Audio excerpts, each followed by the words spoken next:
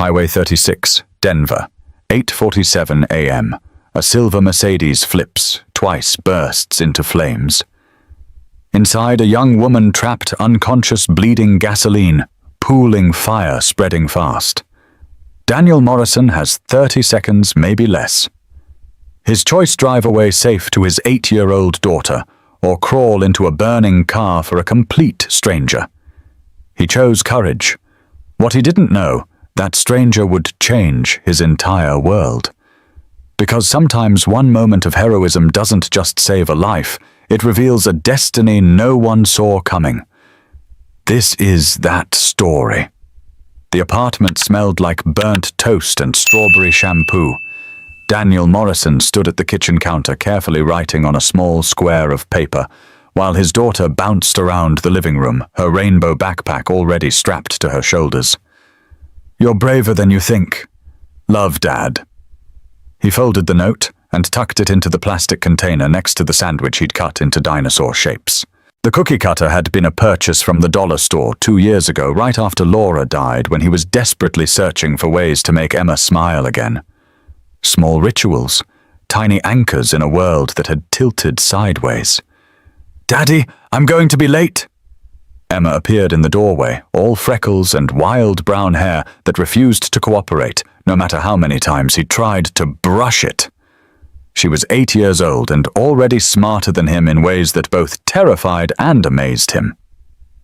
"We have 10 minutes, sweetheart. Plenty of time." He closed the lunchbox and handed it to her, watching as she immediately opened it to check for the note. She always checked. "You know I keep these, right?" Emma looked up at him with those serious brown eyes, so much like Laura's, it sometimes hurt to breathe. "I know. I have like 100 now, in a shoebox under my bed. I'll keep writing them, even when I'm in high school, especially then." Emma grinned and threw her arms around his waist. Daniel knelt down to her level, breathing in the strawberry scent of her hair. She'd insisted on shampooing twice this morning, which meant she was nervous about something. Maybe the math test she'd mentioned yesterday. Maybe just the general anxiety that lived in children who'd already learned the world could take people away without warning. "Promise you'll pick me up today." Her voice was small, muffled against his shoulder. "Always, sweetheart. Love you to the moon." And back again. "Daddy." She pulled away and skipped toward the door, her backpack bouncing with each step.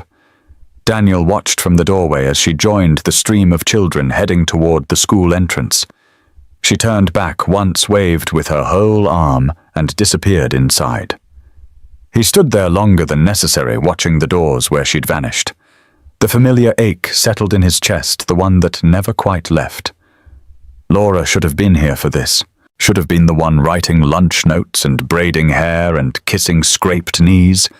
Instead, it was just him doing his best not to mess up the one perfect thing they'd created together. The morning air was cool against his face as he walked to his truck. Autumn in Denver meant the mountains were starting to wear their first dusting of snow, visible in the distance when the smog cleared. He had 40 minutes to get to Paramount Technologies' clock-in and start his shift fixing whatever had broken overnight in a building full of people who barely noticed he existed. Daniel turned the key in the ignition and pulled out of the parking lot, thinking about Emma's promise. "You'll pick me up today," and wondering why it felt different this morning, why it felt like a question instead of a routine. He had no way of knowing that in 47 minutes he'd be making a choice that would change everything. The screech of tires on wet asphalt cut through the morning air like a blade through silk.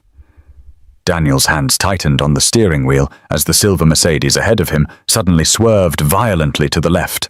A deer, brown and graceful and completely oblivious to the chaos it was causing, bounded across Highway 36 and disappeared into the tree line as quickly as it had appeared. The luxury car wasn't so lucky. Time did that thing it does in moments of crisis, stretching like taffy pulled too thin each second, expanding into something grotesque and surreal. Daniel watched, unable to look away as the Mercedes lost its grip on the rain-slicked road. The vehicle spun sideways, tires screaming against the asphalt, smoke rising from the rubber as physics and momentum fought for control. The car lost. Metal met concrete with a sound Daniel would hear in his dreams for months. The impact was devastating, immediate, final. The driver's side crumpled inward like a tin can in a vice glass, exploding outward in a shower of glittering shards that caught the morning light. The car flipped. Once. Twice. A terrible ballet of destruction that seemed to defy gravity before the vehicle finally crashed back to earth, landing upright in a mangled heap of twisted metal and shattered dreams. Before we continue, please tell us where in the world are you tuning in from? We love seeing how far our stories travel. Daniel's Ford pickup skidded to a stop on the shoulder, his heart hammering so hard against his ribs he could feel it in his throat. His hands shook as he reached for his phone, fingers fumbling with the screen. "What's your emergency?" "There's been an accident on Highway 36 eastbound about 2 miles past the Paramount Technologies exit." His voice came out surprisingly steady, despite the adrenaline flooding his system. "A car hit the barrier, flipped multiple times. I can see someone inside." "Sir, are you injured?" "No, but—" Daniel stopped mid-sentence. Smoke was beginning to rise from beneath the crumpled hood of the Mercedes. Not the white steam of a damaged radiator, but something darker, something that made his stomach drop. "Sir, are you there?" He ended the call and ran. Each step toward the wreckage felt like moving through quicksand. His mind screamed at him to stop, to wait for the professionals to think about Emma waiting for him at 3:30. But his body kept moving forward, pulled by something deeper than logic or self-preservation. The closer he got, the worse it looked. The driver's side had taken the brunt of the impact, the door frame compressed inward so severely there was no way it would open. Inside, he could see a young woman, maybe 25, hanging unconscious against her seatbelt. Blood trickled down her forehead from a gash near her hairline, following the curve of her face like crimson tears. Her left arm was bent at an angle that made Daniel's stomach turn. "Miss," he shouted, pulling at the driver's door handle. It wouldn't budge. "Can you hear me?" No response. Her breathing was shallow.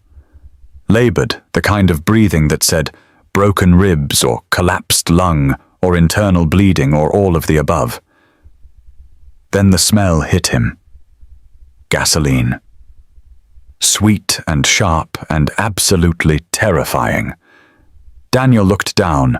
Dark fluid was pooling beneath the vehicle, spreading outward like spilled ink on paper. The engine made ominous clicking sounds, the kind of sounds that preceded very bad things. Small orange flames began to lick at the edges of the hood, tentative at first, then growing bolder. For a moment that felt like an eternity. Daniel stood frozen. He thought about Emma. "Love you to the moon, Daddy. And back again, sweetheart." Their morning goodbye echoed in his mind. Emma with her rainbow backpack skipping toward the school entrance, without a care in the world, completely trusting that her daddy would come home safe. Emma, who'd already lost her mother to a brain aneurysm 2 years ago. Emma, who would be completely alone if something happened to him. The flames grew larger, hungrily consuming whatever fuel source they'd found. Smoke began to fill the interior of the car through the crushed dashboard vents. Daniel ran back to his truck and grabbed the tire iron from behind the seat. Glass showered everywhere as he smashed the rear passenger window of the Mercedes, the sound of breaking glass mixing with the growing roar of fire under the hood. Heat hit him immediately as he crawled through the window frame, wave after wave of it, making his eyes water and his lungs burn. Smoke filled the interior thick and black and choking. The woman's seatbelt was jammed, the metal clasp twisted from the impact. Daniel pulled out his pocket knife, the last anniversary gift Laura had given him before she died, and started sawing through the thick fabric of the seatbelt. The blade caught and slipped with each desperate cut. Come on, come on. The flames were visible through the dashboard vents now, orange tongues of fire reaching toward the interior like grasping fingers. His jacket sleeve caught fire, and he beat it out with his bleeding hands, never stopping his work on the seatbelt, never pausing, never giving up. The belt finally gave way with a sound like mercy. The woman's head lolled to one side as Daniel caught her weight against his chest, her body limp and frighteningly still. Blood from her head wound soaked into his shirt as he dragged her toward the back seat. Every movement an exercise in controlled panic. Getting her through the rear window was like trying to thread a needle while wearing boxing gloves in the dark during an earthquake. Daniel's back scraped against jagged glass as he pulled her through, tearing through his shirt and skin. The heat was overwhelming now, blistering the skin on his neck and arms, making it hard to think, hard to breathe, hard to do anything except keep moving. They were 5 feet from the car when Daniel heard it, a low whooshing sound that made his blood freeze in his veins. He threw himself forward, covering the woman's body with his own, just as the gas tank exploded. The force of the blast lifted them both off the ground.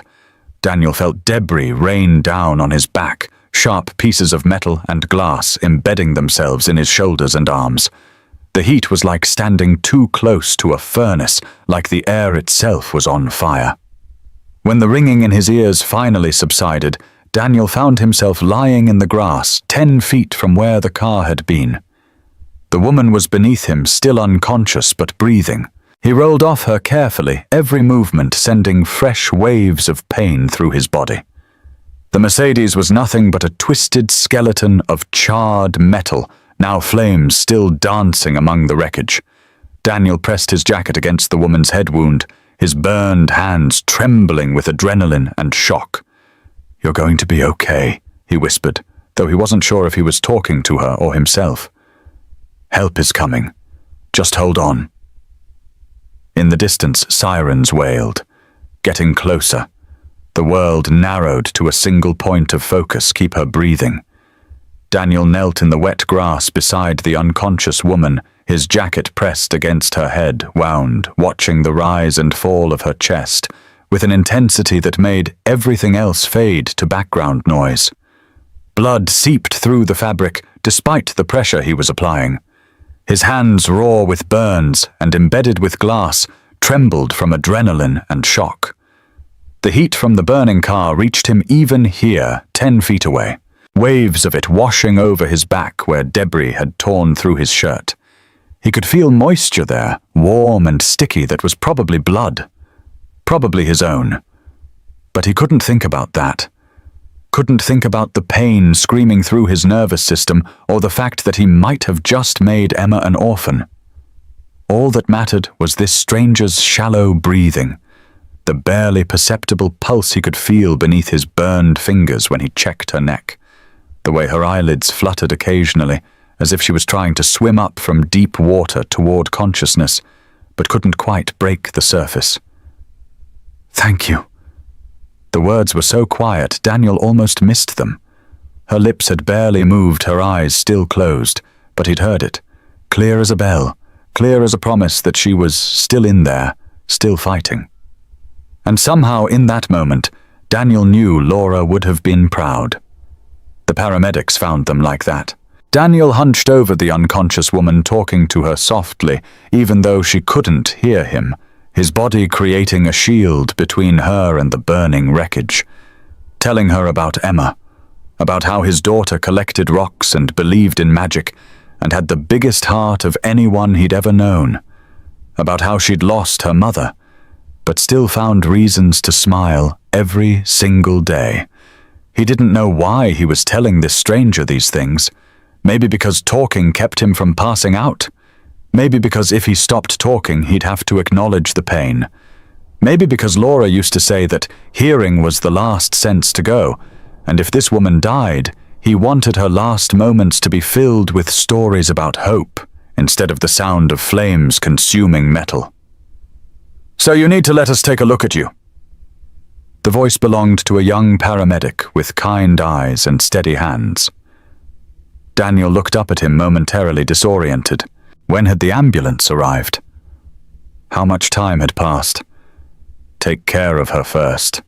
His voice came out raspy from smoke, inhalation, barely more than a whisper. Sir, please. Daniel's eyes never left the woman's face. She was young, he realized now that he could actually see her. Mid-20s, maybe. Dark hair matted with blood. Pale skin going paler by the second. Someone's daughter. Someone's friend. Someone who'd woken up this morning with plans that definitely didn't include nearly burning to death on Highway 36. Make sure she's okay first. It took 3 paramedics to convince Daniel to step back while they worked. As they loaded the woman into the ambulance, he caught a glimpse of her purse, its contents scattered across the wet asphalt. A driver's license, credit cards.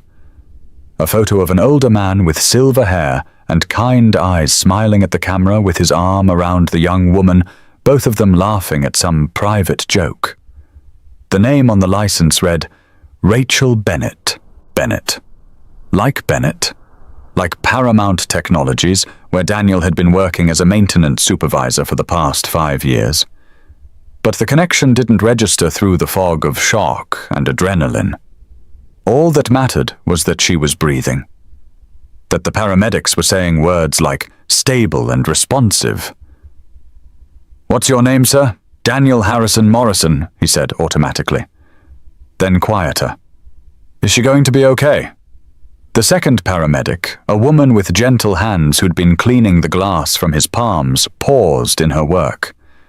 You saved her life, Mr. Morrison, but you also nearly got yourself killed doing it. These burns are serious. Daniel nodded absently, watching the ambulance pull away with Rachel Bennett inside. Only then did he allow himself to think about Emma, about the phone call he'd have to make to his sister Beth, about how close he'd come to not coming home. How do you tell an 8-year-old that her daddy might have scars for the rest of his life because he couldn't drive past a stranger in trouble? The emergency room at Denver General was a blur of activity and fluorescent lights. Daniel sat on an examination table while Dr. Sarah Chen worked on his hands, carefully removing pieces of glass and debris from his palms and fingers. Each shard she extracted felt like a small betrayal evidence of how close he'd come to failing Emma the way death had failed to warn them before taking Laura. You're lucky. Dr. Chen's voice was professional but warm, the kind of warmth that suggested she'd given bad news to too many families and took genuine pleasure in being able to offer good news for once. The burns on your back are 2nd degree, but they should heal without permanent damage to muscle function. Your hands, though, you're going to need surgery on 3 fingers. There's significant nerve damage. Daniel watched her work his mind elsewhere. Somewhere between this sterile room and Highway 36, between this moment and the one where he'd made his choice. The woman from the accident. Rachel Bennett. Is she? She's alive because of you, Mr. Morrison. Dr. Chen's voice was firm, brooking no argument. Skull fracture, broken arm, some internal bleeding, but nothing that won't heal. The fire department said you had maybe 30 seconds before that car became a death trap. 30 seconds. Daniel closed his eyes and tried not to think about how many times in those 30 seconds he'd almost turned around and walked away. Almost chosen safety over courage. Almost decided that Emma needed her father more than a stranger needed rescue. Mr. Morrison. Dr. Chen's voice gentled. Is there someone we can call family, my sister Beth? He gave her the number, his voice cracking slightly. And my daughter's school.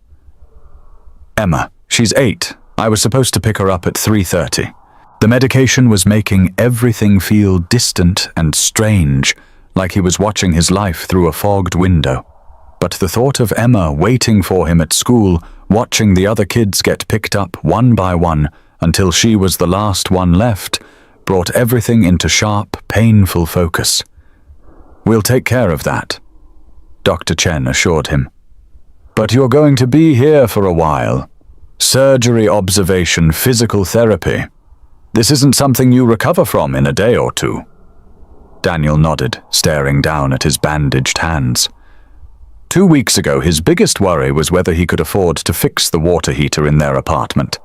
Now he was looking at medical bills that would probably cost more than he made in 6 months. But she's alive, he told himself. Rachel Bennett is alive. That had to be enough. Beth Anderson arrived 20 minutes later with Emma in tow, her face pale with worry and poorly concealed fear. Daniel saw them through the small window in his examination room door before they saw him, and his heart broke a little at the expression on his daughter's face. Emma looked small and scared, in a way she hadn't since the first terrible weeks after Laura died.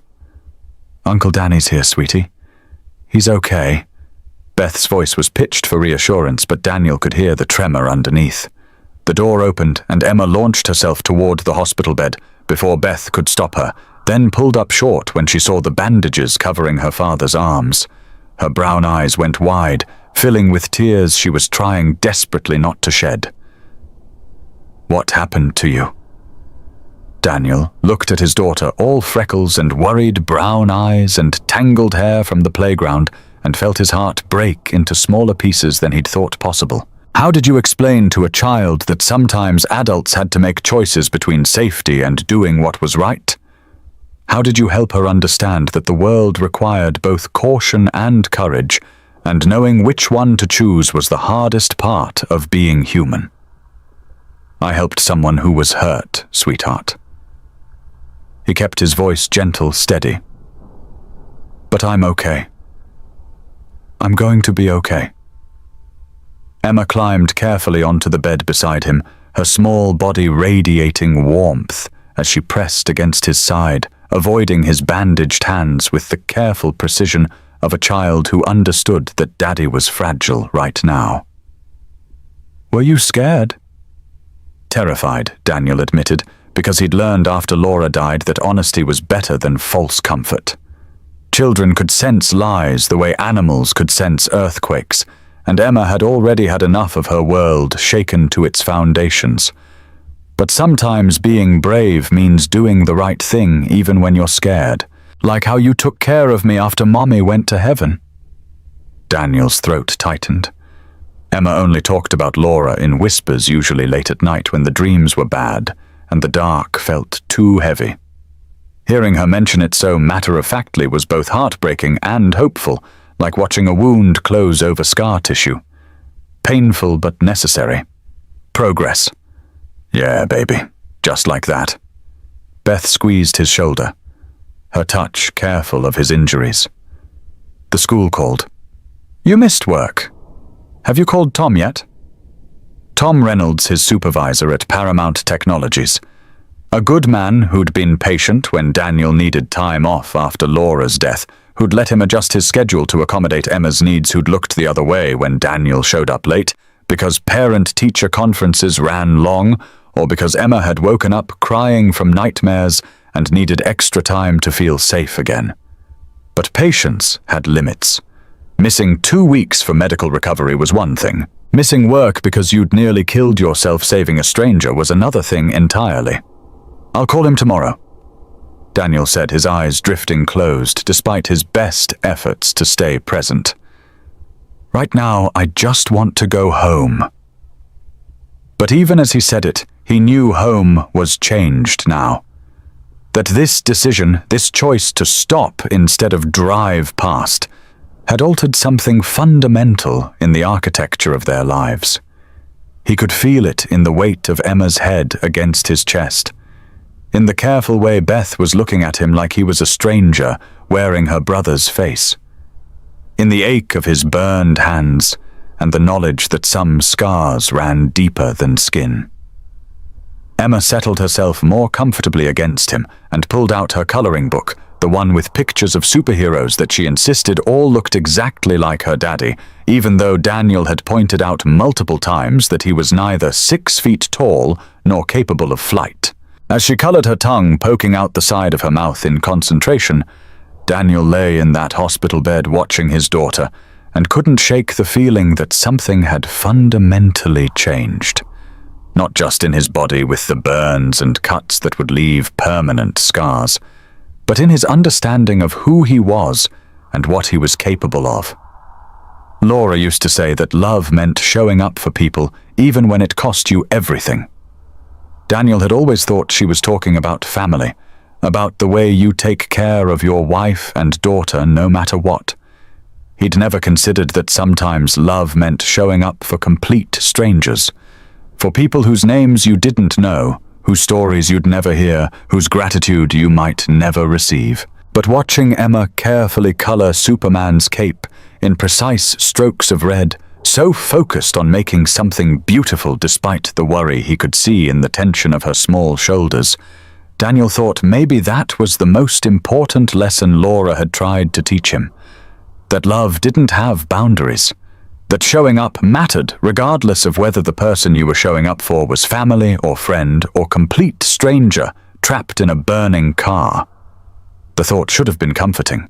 Instead, it terrified him. Because if love meant always showing up, always choosing courage over safety, always putting others before self-preservation, then how many more times would he put Emma at risk of losing her last remaining parent? He didn't have an answer. But as Emma climbed onto his lap, her artwork clutched in her small hands, showing him the picture she'd colored of a hero who looked nothing like him, but everything like hope. Daniel thought maybe the answer didn't matter as much as the question. Maybe courage wasn't about having the right answers. Maybe it was about being brave enough to keep asking the questions even when you were terrified of what the answers might cost you. That night, after Beth had taken Emma home and the nurses had dimmed the lights and the hospital settled into its strange nocturnal rhythm of beeping machines and hushed conversations, Daniel lay awake staring at the ceiling tiles and counting all the ways he'd almost orphaned his daughter. The choice to run toward the burning car instead of away, the moment his sleeve caught fire, the seconds he'd spent sawing through that seatbelt while flames reached toward him, the explosion that could have killed them both if he'd been even a foot closer. 30 seconds. Dr. Chen had said he'd had 30 seconds. But Daniel kept replaying those moments in his mind, stretching and compressing them like taffy, trying to find the exact instant when he'd made his decision, when he'd chosen a stranger's life over his daughter's security. He couldn't find it. Couldn't pinpoint the moment when instinct had overridden logic, when compassion had trumped self-preservation. One second he was standing by his truck, frozen by fear and uncertainty. The next, he was smashing a window with a tire iron, crawling into smoke and fire, making choices that could have left Emma completely alone in the world. His phone buzzed on the bedside table. A text from Beth. Emma finally asleep. Asked me 3 times if you were really okay. Said you promised to pick her up today, and you always keep your promises. Guilt hit him like a physical thing, heavy and suffocating. He'd promised. Love you to the moon, Daddy. And back again, sweetheart. Their morning ritual sacred and unbreakable. Except he'd almost broken it. Almost made that goodbye their last goodbye. Daniel typed back with his bandaged hands, the movement awkward and painful. Tell her I'm sorry. Tell her I love her. Tell her I'll be home soon. Beth's response was immediate. She knows. But Danny, you scared her. You scared me. What were you thinking? What had he been thinking? That someone needed help? That Laura would have wanted him to stop? That teaching Emma about courage meant sometimes being courageous yourself even when every cell in your body screamed to run the other way? I was thinking about being the kind of father Emma deserves, he typed back. The kind of man Laura fell in love with. Beth didn't respond for a long time. When she finally did, her message was simple. Laura fell in love with Emma's father, the man who came home to his family every night. Don't forget that part. Daniel set the phone down, Beth's words echoing in his mind. She was right. Laura had loved him not because he was heroic or brave or willing to run into burning cars. She'd loved him because he showed up, because he was present, because when she'd gotten sick and the doctors had said there was nothing they could do, he'd held her hand and promised to take care of their daughter no matter what. And he had. For 2 years he'd kept that promise. He'd learned to braid hair from YouTube videos. He'd burned countless dinners and ordered too much pizza and cried in the shower so Emma wouldn't hear. He'd attended every parent-teacher conference, every school play, every doctor's appointment. He'd been enough even when he felt like he was failing. But now he had scars that would remind him every day of the choice he'd made. The choice that could have broken his promise to Laura, could have left Emma alone. The door to his room opened quietly. Daniel expected a nurse come to check his vitals or adjust his medication. Instead, Emma slipped inside, her stuffed rabbit clutched in one hand, Beth's apologetic face visible in the hallway behind her. She insisted Beth mouthed. Emma climbed onto the chair beside his bed, her small face serious in the dim light. She was wearing her pajamas, the ones with stars that Laura had bought her for Christmas 2 years ago. They were getting too small now, the sleeves riding up her arms, but Emma refused to let them go. "I had a bad dream," Emma said quietly. "About you not coming home." Daniel's heart clenched. "I'm right here, sweetheart. But you almost weren't." Emma's voice was matter-of-fact in that way children have, stating truths adults try to hide. "Auntie Beth said you saved someone, that you went into a fire to help them." "I did." "Were you scared? Terrified?" Emma was quiet for a moment, processing. "Then did you think about me?" "Every second," Daniel said, "and it was the absolute truth. I thought about our goodbye this morning, about your rainbow backpack, about how much I wanted to hear you say love you to the moon again. Did that make you scared? Scared to help?" "It made me scared. I might not come home to you, but it also made me careful, made me pay attention to every second because I had to come back." Emma climbed onto the bed beside him, settling herself carefully against his side. Her rabbit ended up squished between them, its button eyes reflecting the dim light. "Mommy didn't get to choose, Emma," said finally. Her voice was small, vulnerable in a way that made Daniel's throat tight. "When she went to heaven, she didn't choose to leave us. No, baby, she didn't. But you chose to go into that fire. You could have died, and that would have been a choice."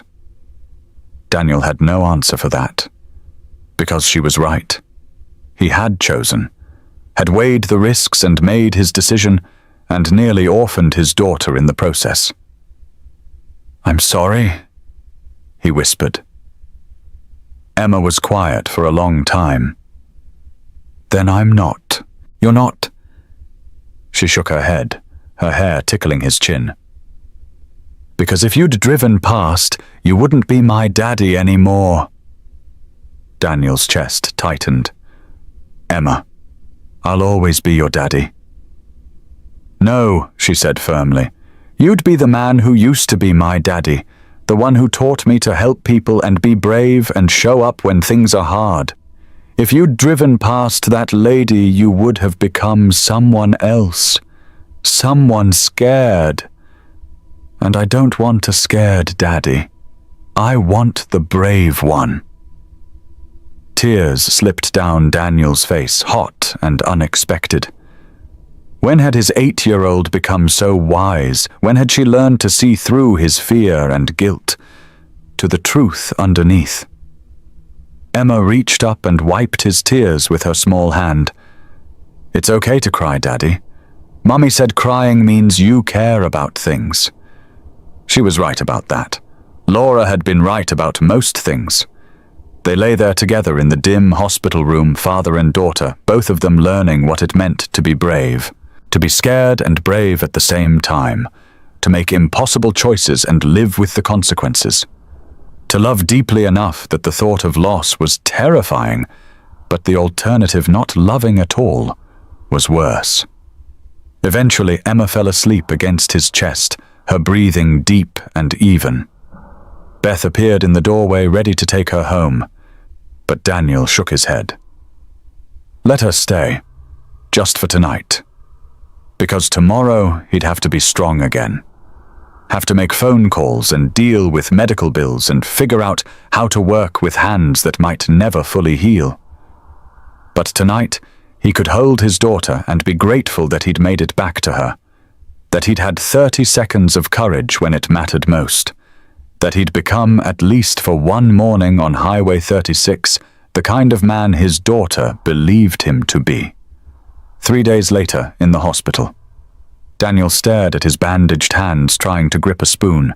The occupational therapist had left him a children's fork, the kind with a fat rubber handle that Emma used when she was 3.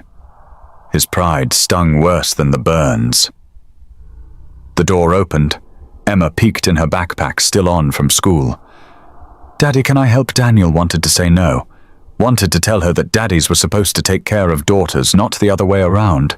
But the truth was simpler and harder. "Yeah, baby. I'd like that." Emma climbed onto the hospital bed, careful of his IV line, and picked up the spoon. One bite at a time, she fed him applesauce, her small face serious with concentration. "You're really good at this," Daniel said. "Auntie Beth taught me. She said sometimes people who love us need help, and that's okay." Daniel felt tears burning behind his eyes. "When did you get so smart?" "I was always smart," Emma said matter-of-factly. "You just noticed." Later, after Beth had taken Emma home and the sun had set beyond his hospital window, a nurse brought Daniel's dinner. Meatloaf and mashed potatoes and green beans that had been cooked into submission. Standard hospital fare that required utensils to eat. Daniel stared at the tray, then at his bandaged hands, and felt frustration rise like bile in his throat. He picked up the adaptive fork, tried to stab a piece of meatloaf, and watched it slide across the plate. His fingers wouldn't close properly, wouldn't maintain the grip necessary for something as simple as eating dinner. The fork clattered against the tray again. Daniel wanted to throw it across the room, wanted to scream at the unfairness of it all. He'd saved someone's life, and this was his reward. Hands that didn't work, nerve damage that might be permanent, the inability to do basic tasks without assistance. "Need some help with that?" The voice came from the doorway. Daniel looked up to find Tom Reynolds, his supervisor from Paramount Technologies, standing there with an uncertain expression. Tom was a big man, built like the linebacker he'd been in college, but his presence in the hospital room somehow made him seem smaller, more vulnerable. Tom. Daniel tried to sit up straighter, wincing as the movement pulled at his healing burns. "I was going to call you. To explain about work." Tom waved a hand dismissively and walked into the room, settling his bulk into the visitor's chair. "I'm not here about work, Danny. I'm here because I heard what you did, and I wanted to see how you were holding up." "I'm fine," Daniel lied automatically. Tom looked pointedly at the untouched dinner tray, at the adaptive utensils, at the bandages covering Daniel's hands. "You're a terrible liar. Always have been." They sat in silence for a moment. Daniel could hear the hospital sounds filtering through his door, the beeping of monitors, the soft conversations of nurses, the distant ring of phones at the nurses' station. All the machinery of healing moving forward, regardless of how he felt about it. "The woman you saved," Tom said finally. "Rachel Bennett. She's Robert Bennett's daughter." Daniel's brain took a moment to process that information. Robert Bennett. As in the CEO of Paramount Technologies, the man whose name was on the building, whose photo hung in the lobby, who Daniel had never met in 5 years of working there. "I didn't know," he said quietly. "Course you didn't." Tom leaned back in the chair, which creaked under his weight. "You ran into a burning car without knowing who she was or what she was worth. Just knew she needed help, and you were the person standing there. Anyone would have done it." "No," Tom said firmly. "They really wouldn't have. Most people would have called 911 and waited. Kept themselves safe. protected their families by not taking unnecessary risks. You're not most people, Danny. Never have been. Daniel thought about Emma feeding him applesauce, about Laura in those final moments making him promise to take care of their daughter, about all the ways he'd almost broken that promise for a stranger he'd never met. I have a daughter, he said. I should have thought about her first. You did think about her. Tom's voice was gentle but firm. You thought about the kind of man you wanted her father to be, the kind of example you wanted to set. That's thinking about your kid Danny, just in a different way than you expected. The meatloaf was getting cold. Daniel looked at it, at the adaptive fork at his hands that didn't work the way they were supposed to. Tom followed his gaze. Want me to cut that for you? Daniel's first instinct was to refuse. But then he thought about Emma's words. Sometimes people who love us need help, and that's okay. He nodded. Tom stood and methodically cut the meatloaf into bite-sized pieces, his large hands surprisingly dexterous. There. Should be easier now. Thanks. Daniel managed to eat most of his dinner, the adaptive fork slowly becoming less foreign in his damaged hands. Tom stayed talking about work and Emma and anything except the accident. The gift of normalcy, when Daniel felt like nothing about his life would ever be normal again. As Tom prepared to leave, he paused at the door. Robert Bennett called me personally, asked about you, about Emma, about whether you needed anything. I don't need anything from the CEO. That's not what I asked. Tom's expression was serious now. He wants to meet you, Danny, to thank you for saving his daughter's life. You might want to think about saying yes. After Tom left, Daniel lay in his hospital bed staring at the ceiling and thinking about choices and consequences, about how one decision on a rain-slicked highway had rippled outward in ways he never could have anticipated.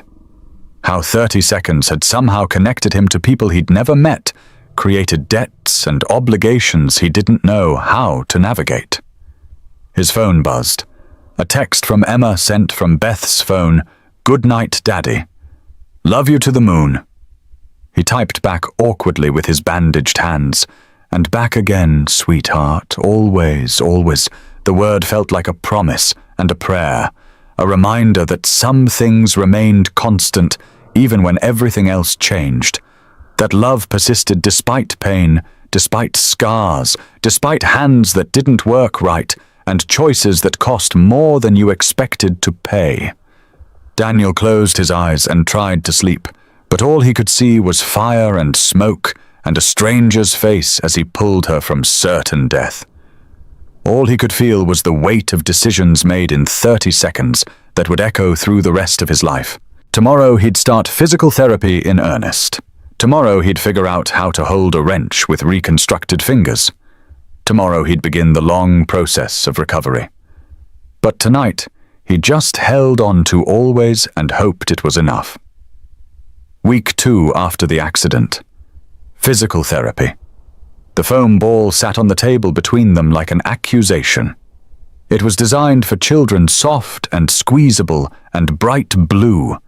The kind of thing Emma would have played with when she was 3, squeezing it with delight just to watch it compress and expand. Daniel stared at it like it was a mountain he had to climb. Squeeze. Hold for 5. Release. Rachel Peterson's voice was patient but firm. She was his physical therapist. A woman in her 40s with kind eyes and absolutely no tolerance for self-pity. They'd been working together for 6 days now. 6 days of Daniel trying and failing to make his reconstructed fingers cooperate with basic commands from his brain. He gripped the ball. Or tried to. His fingers barely indented the surface. Pain shot through his hand, sharp and electric, following the path of damaged nerves from fingertips to wrist. The surgery had been successful, the doctors said. The repairs were holding. But nerve healing was slow, unpredictable, measured in millimeters per day rather than dramatic improvements. I can't. His voice came out harsh with frustration. Rachel moved his fingers into the correct position, her touch gentle but unyielding. You can? You saved someone's life with these hands. They're not broken. They're healing. Daniel thought about the Mercedes, about sawing through a seatbelt while fire licked at his sleeve, about hands that had worked perfectly when they needed to, when Rachel Bennett's life had depended on their function. Now those same hands couldn't squeeze a children's toy. Again, he said through gritted teeth. This time the ball compressed. Just a little. Just barely. Just enough that Rachel's face broke into a genuine smile. That's it. That's progress, Mr. Morrison. Daniel released the ball, his hand trembling from the effort. He'd done construction work. He'd lifted equipment that weighed more than Emma. He'd worked 14-hour shifts without complaint, his hands reliable tools that responded to every command without hesitation. Now squeezing a foam ball felt like running a marathon. And this was just the beginning. Your daughter was here yesterday, Rachel said, as she adjusted his hand position for another attempt. She's quite something. She is. Daniel felt his chest tighten with love and guilt. She brought me a card she made, drew pictures of us fishing. Do you fish used to? Before Laura got sick. Daniel paused, surprised he'd mentioned his wife. He didn't usually talk about Laura with strangers. Haven't been since she died. Rachel nodded, not pushing, and Daniel found himself continuing. Laura loved fishing. Hated baiting the hook, loved everything else about it. Said it was the only time she could make her brain slow down and just be present. Sounds like a special person. She was. Daniel looked at his damaged hands, at the scars, still pink and healing. She would have told me I was an idiot for running into that fire. Then she would have been proud of me for it anyway. That's who she was. Rachel handed him the ball again. Sounds like she understood that sometimes being an idiot and being brave look exactly the same. They worked for another 30 minutes. Squeeze, hold, release. Over and over until Daniel's hand cramped and sweat beaded on his forehead from the effort and frustration. But each squeeze was minutely better than the last, each compression a fraction deeper, progress measured in millimeters, recovery counted in foam ball squeezes. After therapy, Daniel returned to his hospital room to find Beth waiting with news. The doctor says you can go home tomorrow. If you have adequate support for daily care, I'll manage. Beth gave him the look, the one that said she loved him, but thought he was being an idiot. Danny, you can't button your own shirt. How are you going to manage? I'll figure it out. You're staying with me for at least a week, until you can handle basic tasks independently. Beth's voice left no room for argument. Emma's already excited. She's been planning your homecoming for days. Daniel wanted to protest, wanted to maintain some shred of independence, but the truth was he couldn't manage alone. Not yet. Maybe not for a while. Okay. Thank you. Beth's expression softened. That's what family does. We show up for each other. After she left, Daniel attempted to button his hospital gown. His fingers fumbled with the small buttons, unable to grip them properly, unable to push them through the buttonholes. 5 minutes of trying left him exhausted and frustrated, the gown still hanging open. The door opened. Daniel expected a nurse, and instead found himself looking at a young woman in a wheelchair. She had dark hair pulled back in a ponytail, her left arm in a cast, and bandages still visible on her forehead, where Daniel remembered seeing blood. Her eyes were alert and focused, and they were staring at him with an intensity that made him forget how to breathe. Mr. Morrison.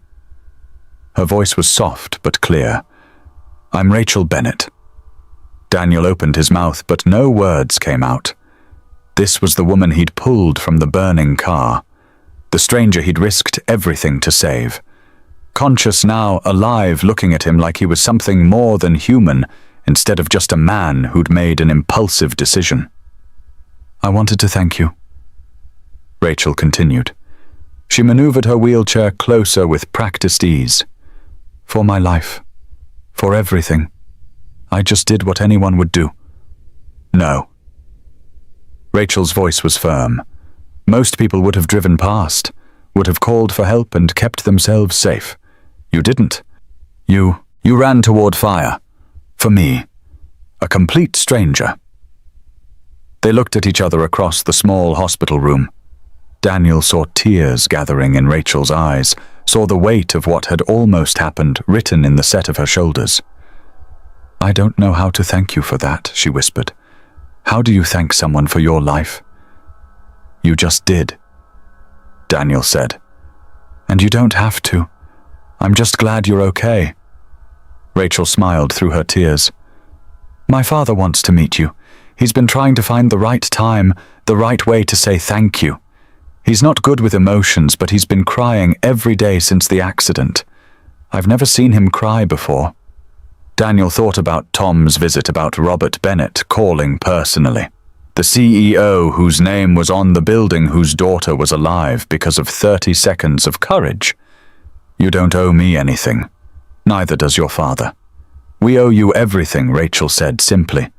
"But I understand if you need time, if this is all overwhelming." She gestured to his hands, to the hospital room, to the weight of everything that had happened.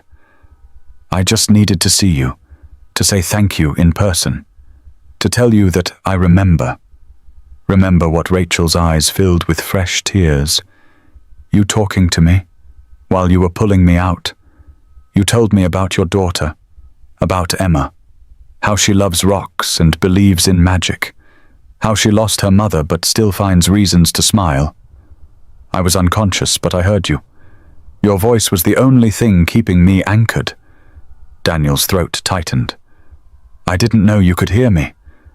I could, and it mattered, more than you know." Rachel wheeled closer and took his damaged hand in her good one, her touch gentle on his bandaged fingers.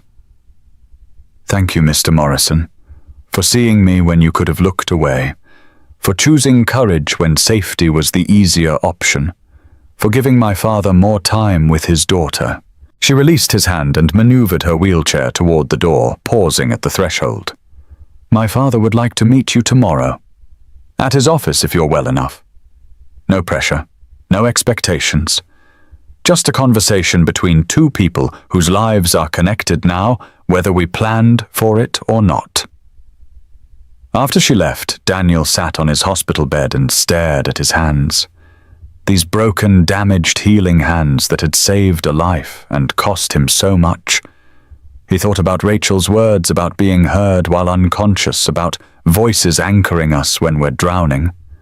He thought about Emma making cards about fishing trips they hadn't taken yet.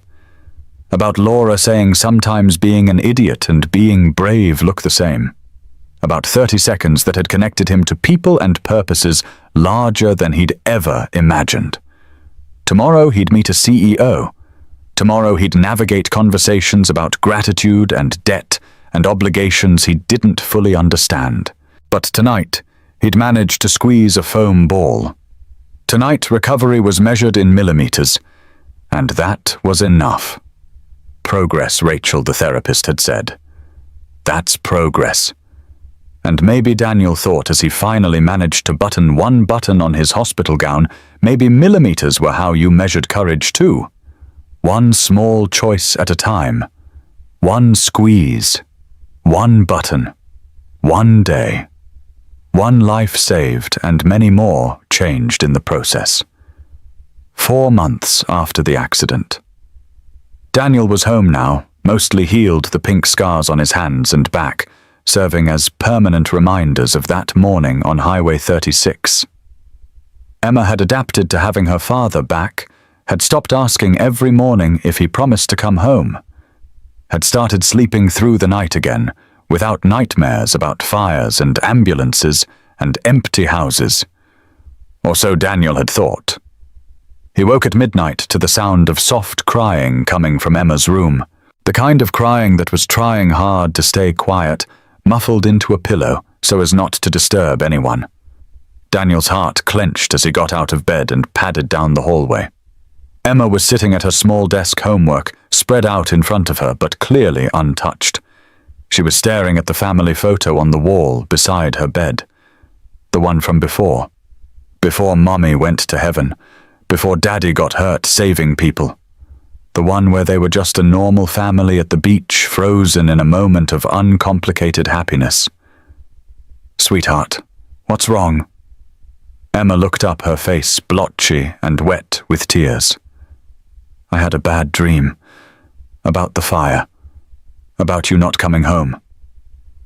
Daniel crossed the room and knelt beside her chair, ignoring the protest from his healing back. "But I did come home." Emma's bottom lip trembled. "What if next time you don't? What if next time you help someone and you don't come back and I'm all alone forever?"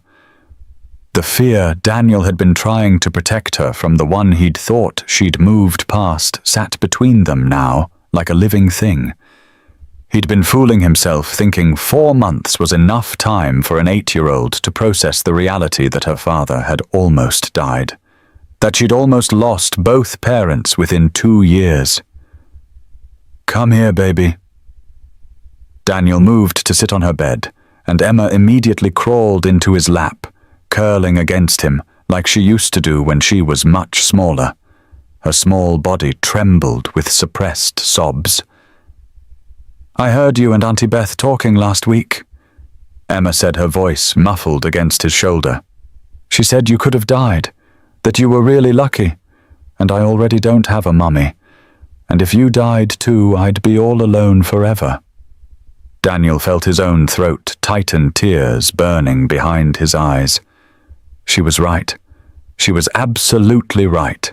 He'd made a choice that could have orphaned her, and no amount of noble intentions could change that fundamental truth. "Emma, look at me." He waited until her brown eyes, so much like Laura's, met his. "I'm right here. I'm okay. I'm not going anywhere." "But you almost did go somewhere. You almost left me like Mommy did." And there it was.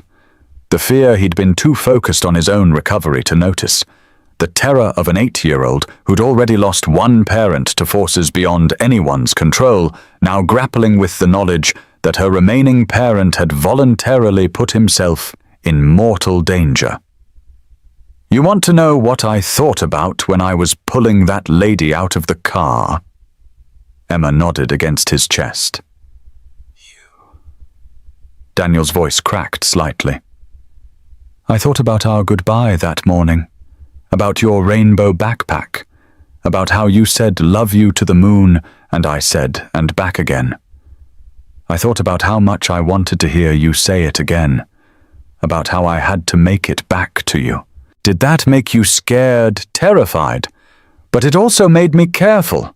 It made me pay attention to every second because I had to come back to you. You're the reason I survived, Emma, because I couldn't leave you alone." Emma was quiet for a moment, processing. "Then Mommy didn't choose to leave us." "No, she didn't. Mommy's brain got sick and there was nothing anyone could do. That was something bad that happened that nobody could control. But you chose to go into that fire. You could have not done it. I could have, Daniel admitted. And if I had, I would have been safe. But I also would have known that I let someone die when I could have helped. And I don't think I could have looked at you the same way after that. Why not? Because you would have asked me someday why I didn't help, and I wouldn't have had a good answer, because the only honest answer would have been that I was too scared. And I don't want to teach you to let fear stop you from doing what's right." Emma pulled back slightly, looking at him with those old soul eyes that sometimes seemed to understand things she was too young to know. "Is that why you helped the lady? To teach me something, I helped her because she needed help and I was there. But yes, part of me was thinking about you, about the kind of daddy I want to be for you, the kind of person I want you to become." A long silence stretched between them, Emma's fingers played with the collar of Daniel's t-shirt, her small face thoughtful. "Daddy?" "Yeah, baby, I'm glad you saved her." Daniel's breath caught. "You are, even though it scared me, even though you got hurt." Emma's voice was firm despite the tears still tracking down her cheeks. "I'm glad you're the kind of daddy who helps people, because that means when I grow up, I can be the kind of person who helps people too, and I won't be scared to do it because you showed me how." Daniel pulled her closer, pressing his face into her hair, as his own tears finally fell. When had his daughters become so wise?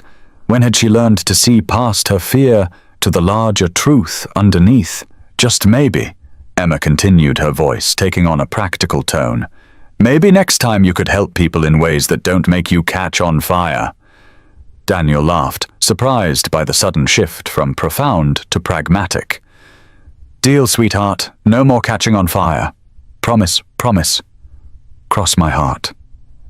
They sat together in the quiet of Emma's room, the family photo on the wall bearing witness to this moment of healing.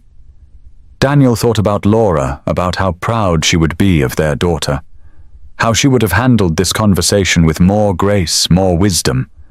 But he'd done his best, had been honest about his fears, and his choices had given Emma the truth, even when it was complicated. Emma yawned, exhaustion finally catching up with her adrenaline. "Can I sleep in your room tonight?" Of course. They made their way down the hallway together, Emma carrying her stuffed rabbit, and Daniel carrying the weight of being enough parent for both himself and Laura. In his room, Emma curled up on Laura's side of the bed, the side Daniel still couldn't bring himself to sleep on, even 2 years later. Daddy Emma's voice was sleepy now, fading toward dreams. "Yeah, I think Mommy sent you to save that lady." Daniel pulled the blanket up around her shoulders. "Why do you think that?" "Because Mommy knew what it was like to be scared. And she probably knew that lady was really scared in that car. So she sent you to help. Like how sometimes I think Mommy sends me good dreams when I'm sad. Maybe she did, sweetheart. Maybe she did." Emma's breathing evened out sleep, claiming her. Daniel lay beside her in the dark, thinking about choices and consequences, and the way 8-year-olds sometimes understood the universe better than adults. His phone buzzed on the nightstand. A text from Rachel Bennett. "Thank you again for everything. Hope you and Emma are doing well." He'd been having coffee with Rachel and her father, Robert, once a week. Now an informal arrangement that had started as Robert's need to express gratitude and evolved into something more like friendship. Rachel was working toward her master's in child psychology, passionate about helping kids who'd lost parents. She'd mentioned wanting to meet Emma someday to tell her how brave her father was. Daniel typed back, "We're good. Emma says hello. She's been wanting to meet you." The response was immediate. "I'd love that. Maybe next week?" He agreed and set the phone down. Tomorrow he'd make those arrangements. Tomorrow he'd continue building this strange new life that had emerged from 30 seconds of courage. But tonight he'd hold his daughter and be grateful that when she'd needed him to explain the unexplainable, he'd found the right words, or close enough to write that she could sleep peacefully beside him, her fear acknowledged but not in control. "Love you to the moon," he whispered to the sleeping child beside him. In his heart, he heard Emma's response as clearly as if she'd spoken it aloud. And back again. "Daddy. Always and forever." 2 weeks after the accident, Daniel returned to work with his hands still bandaged and his movements slower than usual. The burns on his back had healed enough that he could wear his uniform shirt without too much discomfort, but gripping tools remained painful. Every twist of a wrench sent small shocks of pain through his reconstructed fingers. He was fixing a heating unit in the executive wing of Paramount Technologies, a job that normally would have taken him 20 minutes but was stretching toward an hour because his hands refused to cooperate with basic mechanical tasks when Tom Reynolds found him. Danny. Tom's voice carried a strange quality, almost nervous. Mr. Bennett wants to see you in his office. Now. Daniel's stomach dropped. Robert Bennett, the CEO of Paramount Technologies. In 5 years of working here, Daniel had never even been on the same floor as the man's office, let alone called to meet with him personally. Is this about the time I missed? Daniel was already mentally calculating how much money they had saved, how long it might last if he lost this job. Medical bills were piling up despite what insurance covered. Emma needed new shoes. Rent was due in 2 weeks. Just go up there, Danny. Tom's face was unreadable. Margaret's expecting you. The executive elevator felt like the longest ride of Daniel's life. His reflection in the polished metal doors showed a man who looked older than 35, worn down by grief and pain and choices that left scars visible and invisible. His uniform shirt was wrinkled, his hands were still bandaged, and he was about to meet the CEO, looking like exactly what he was, a maintenance worker who'd bitten off more than he could chew. The top floor of Paramount Technologies was all marble and glass, with panoramic views of the Denver skyline and mountains beyond. Daniel had seen it in company newsletters, those carefully staged photos of executives shaking hands and cutting ribbons. Being here in person was overwhelming in a way he hadn't anticipated. Margaret Chen. Mr. Bennett's assistant smiled warmly at him. Mr. Morrison, he's expecting you. Please go right in. The office was larger than Daniel's entire apartment. Floor-to-ceiling windows looked out over the city. Expensive artwork lined the walls, and the furniture probably cost more than Daniel made in a year. Robert Bennett stood by the window with his back turned, a distinguished man in his 60s with silver hair and a perfectly tailored suit. But it was the other person in the room who made Daniel's breath catch in his throat. Rachel Bennett sat in a wheelchair near her father's desk, her arms still in a cast, bandages visible on her forehead. But her eyes were alert and focused, and currently filled with tears as she looked at him. Mr. Morrison. Robert Bennett turned from the window, and Daniel could see that his eyes were red-rimmed with emotion. I'd like you to meet my daughter, Rachel. The world tilted sideways. His daughter. The woman Daniel had pulled from the burning car, the stranger he'd risked his life for, was Robert Bennett's daughter, the CEO's only child. Rachel struggled to stand from her wheelchair, wobbling slightly on unsteady legs. Before anyone could stop her, she crossed the room and threw her good arm around Daniel in a fierce hug. You saved my life. The words came out in a sob muffled against his shoulder. The doctor said I had less than 30 seconds before the fire reached the passenger compartment. They told me everything, your injuries, your burns, how you shielded me from the explosion. Daniel stood frozen, overwhelmed by the revelation and the weight of her gratitude. All he could think about was that morning weeks ago, about how close he'd come to driving past the accident, about Emma, about the choice between safety and courage. I just did what anyone would do, he said quietly. No. Robert Bennett's voice was thick with emotion as he approached them, and Daniel noticed the older man's hand was shaking slightly when he placed it on Daniel's shoulder.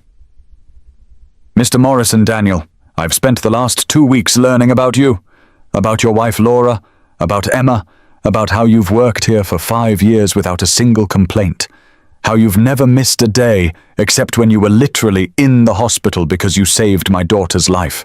The grip on Daniel's shoulder tightened. I've built this company on the principle that good people deserve recognition, but what you did goes beyond anything I could have imagined. Robert's voice broke slightly. Rachel is my only child. I lost my wife Margaret 10 years ago to cancer, and Rachel is all I have left in this world. Rachel pulled back from the hug, wiping tears from her cheeks. I've been having nightmares about being trapped in that car. The fire, the smoke, the feeling of not being able to move. But then I remember someone was there talking to me, telling me I'd be okay. Even though I was unconscious, somehow I heard you. You whispered thank you, Daniel said suddenly. Right before the paramedics came. You said thank you. I remember that. Rachel's voice was soft. It was like hearing an angel. Robert cleared his throat, composing himself. Daniel, I want to make some things clear. First, all of your medical expenses have been covered. Every penny. That's non-negotiable. Mr. Bennett, I can't. Second, Robert held up a hand. We are promoting you to facilities director. It comes with a substantial salary increase and benefits that will cover Emma's healthcare and education through college. Daniel opened his mouth to protest, but no words came. Facilities director. A position that would mean real financial security. A future where Emma wouldn't have to worry about money, where medical bills wouldn't keep him awake at night. Third. Robert's voice softened. Rachel has a request. Rachel smiled through her tears. I've been working on my master's degree in child psychology. Before the accident, I was driving to a children's shelter to deliver books and spend time with kids who've lost parents. It's something I do every week. She paused, glancing at her father. I'd like to meet Emma, not because I feel obligated to, but because I want to understand the kind of man who would risk leaving his daughter an orphan to save a stranger. I want to learn from both of you. Daniel felt tears he didn't know he'd been holding back start to fall. She'd like that. Emma would really like that. Robert Bennett gestured toward the sitting area of his office. Expensive leather chairs arranged around a coffee table that probably cost more than Daniel's truck. Please sit. Daniel lowered himself carefully into a chair, aware of how out of place he looked in his maintenance uniform amid all this polished luxury. Rachel maneuvered her wheelchair to face him, her expression open and earnest, in a way that reminded Daniel of Emma when she was trying to explain something important. I need you to understand something.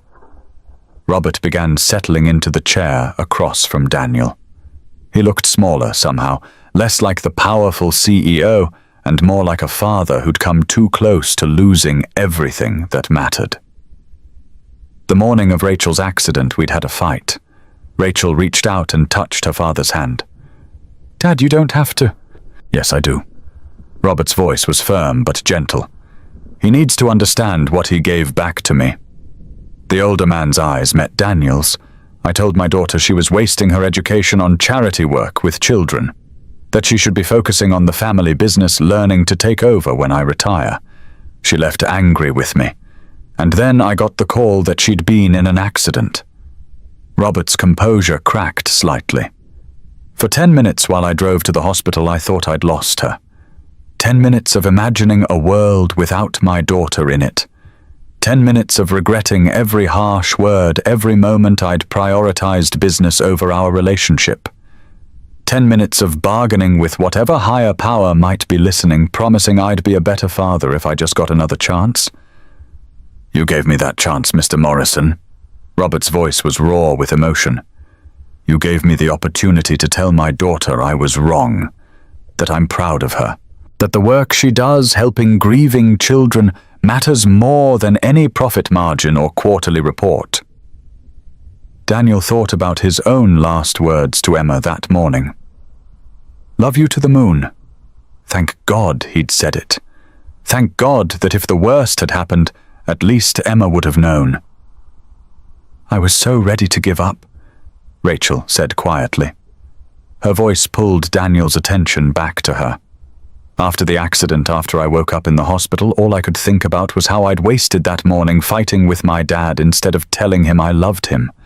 How my last words to him might have been angry words. She wiped at her eyes. But then the doctors told me about you. About how you'd risked your life for a complete stranger.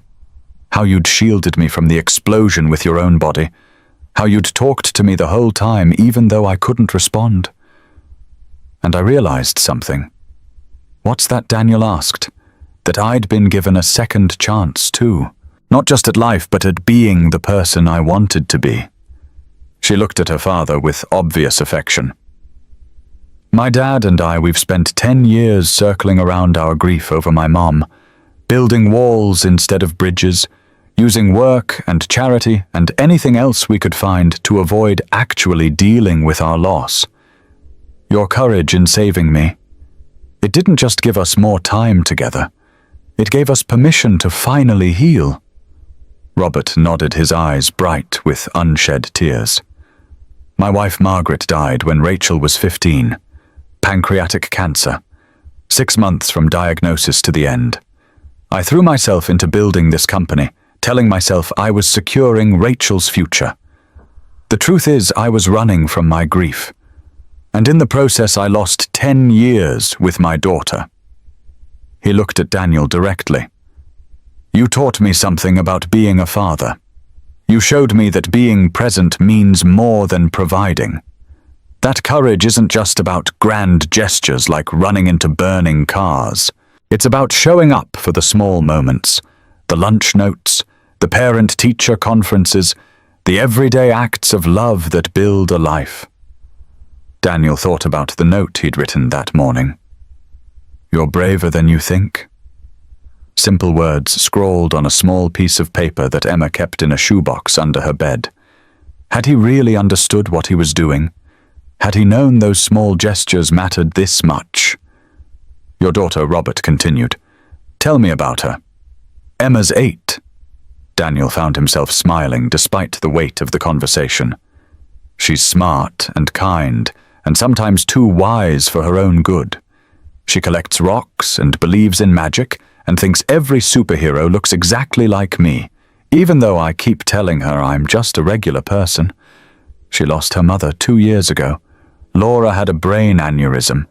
1 minute she was laughing, playing with Emma in the backyard. The next minute she was gone. No warning, no chance to prepare. Rachel made a soft sound of sympathy. That must have been devastating. It was. Daniel's throat tightened with the memory. For a year I just went through the motions, getting Emma to school, going to work, keeping us fed and housed. I cried in the shower so she wouldn't hear me. I learned to braid hair from YouTube videos. I burned more dinners than I can count. But you kept showing up, Robert said. Even when you were drowning in your own grief, you showed up for your daughter, because she needed me to.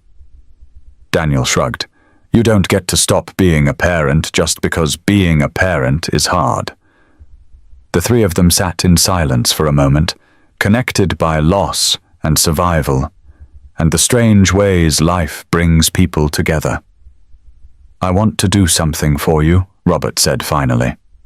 Beyond the medical expenses and the promotion, I want to establish a scholarship fund in your wife's name for children who've lost parents, to help them afford the support and resources they need to heal. Daniel felt his breath catch. Laura would have loved that. Then help me build it. Robert leaned forward, his businessman focus returning, but tempered now with genuine warmth. You know what these families need. You've lived it. Be our voice for this. Help me turn my gratitude into something that honors your wife's memory and helps others. Before Daniel could respond, Rachel spoke up. And I want to include Emma in my work at the shelter. If she's interested.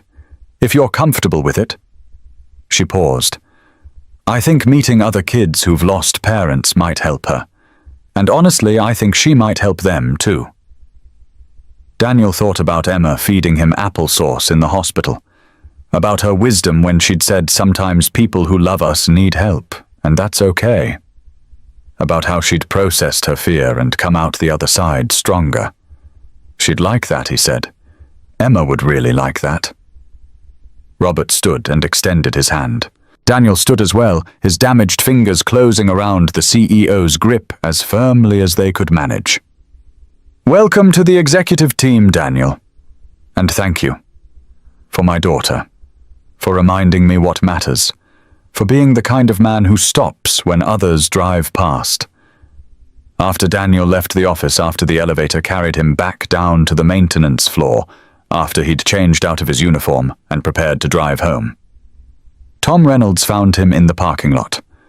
So Tom said, leaning against Daniel's truck. How'd it go? He offered me a promotion. Facilities director. That's great, Danny. He wants to start a scholarship fund in Laura's name. That's even better. And his daughter wants to meet Emma. Tom studied Daniel's face. You okay with all this? Daniel thought about the question. Was he okay? His hands still hurt. His back still ached. He had scars that would never fade. But he also had financial security for Emma's future. He had the chance to honor Laura's memory in a meaningful way. He had new friends who understood loss and courage. Yeah, he said finally. I think I am. As he drove home, Daniel thought about how 30 seconds had changed everything. How one choice had rippled outward in ways he never could have imagined. How saving one life had somehow saved multiple lives, including his own. Emma was waiting on the apartment steps when he pulled up her rainbow backpack beside her and her face bright with anticipation. Beth must have told her about the meeting. Daddy, she launched herself at him as he got out of the truck. Did you meet the lady? The one you saved? I did, sweetheart, and she wants to meet you. Really? Emma's eyes went wide. Really? She works with kids who've lost parents. I thought maybe you'd like to help her sometimes. Emma considered this seriously. Like how you helped her? Sort of. But less on fire. Emma giggled, and the sound was like medicine for all the places Daniel still hurt. Can we help her this week? We'll see, baby. We'll see. That night, after Emma was asleep, Daniel sat at the kitchen table and pulled out Laura's coffee mug from the cabinet, where he'd kept it for 2 years. He'd never been able to bring himself to use it or put it away permanently. It had just sat there, a reminder of everything he'd lost. For the first time since Laura died, Daniel made himself a cup of coffee and drank from her mug. It didn't bring her back. Nothing ever would. But somehow it felt like she was there with him, proud of the choice he'd made and the new family they were building from the ashes of their grief. His phone buzzed with a text from Rachel. Thank you for agreeing to let Emma help at the shelter. I think you're both going to change a lot of lives. Daniel typed back. You already changed ours. And it was true. 30 seconds of courage had connected them to people and purposes larger than he'd ever imagined, had turned a stranger into family, had created opportunities to heal while helping others heal.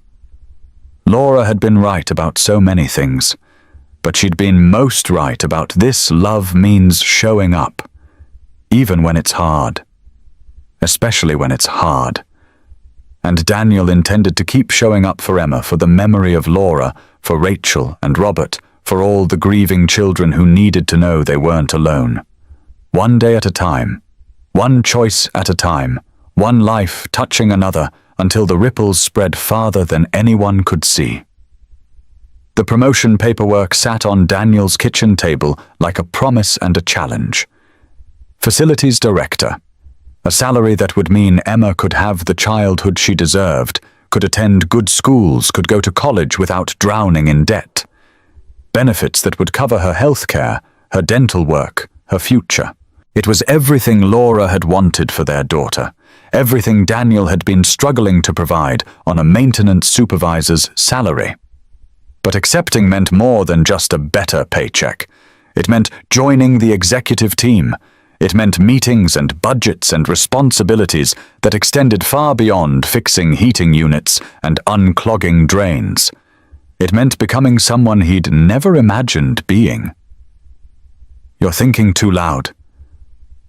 Beth's voice came from the doorway. She'd stopped by to drop off Emma after school, and now she stood watching her brother stare at papers like they might bite him. It's a lot. It's an opportunity. Beth sat down across from him. Laura would want you to take it. Laura would want me to do what's best for Emma. Those are the same thing, Danny. Beth's voice was gentle but firm. Taking this job means financial security. It means Emma doesn't have to worry about money. It means you can breathe for the first time in 2 years. Daniel knew she was right. But accepting felt like admitting that his old life was really over, that the Daniel who'd been content fixing things with his hands was gone, replaced by someone who'd run into fires and met with CEOs and made decisions that changed lives. What if I'm not good at it? The question came out smaller than he'd intended. What if I'm just a maintenance guy pretending to be something more?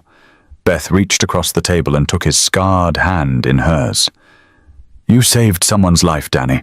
You pulled a woman from a burning car while you were literally on fire. I think you can handle facilities management. That was different. That was instinct. So is this. Your instinct to take care of people, to fix things, to make everything work smoothly. That's what this job is, just on a bigger scale.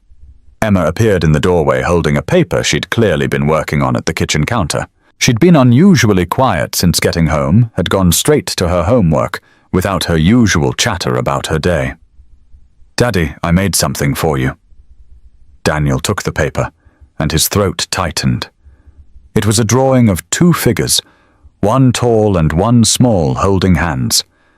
Above them, Emma had written in her careful printing, "My daddy is brave in big ways and small ways." What's this for, sweetheart?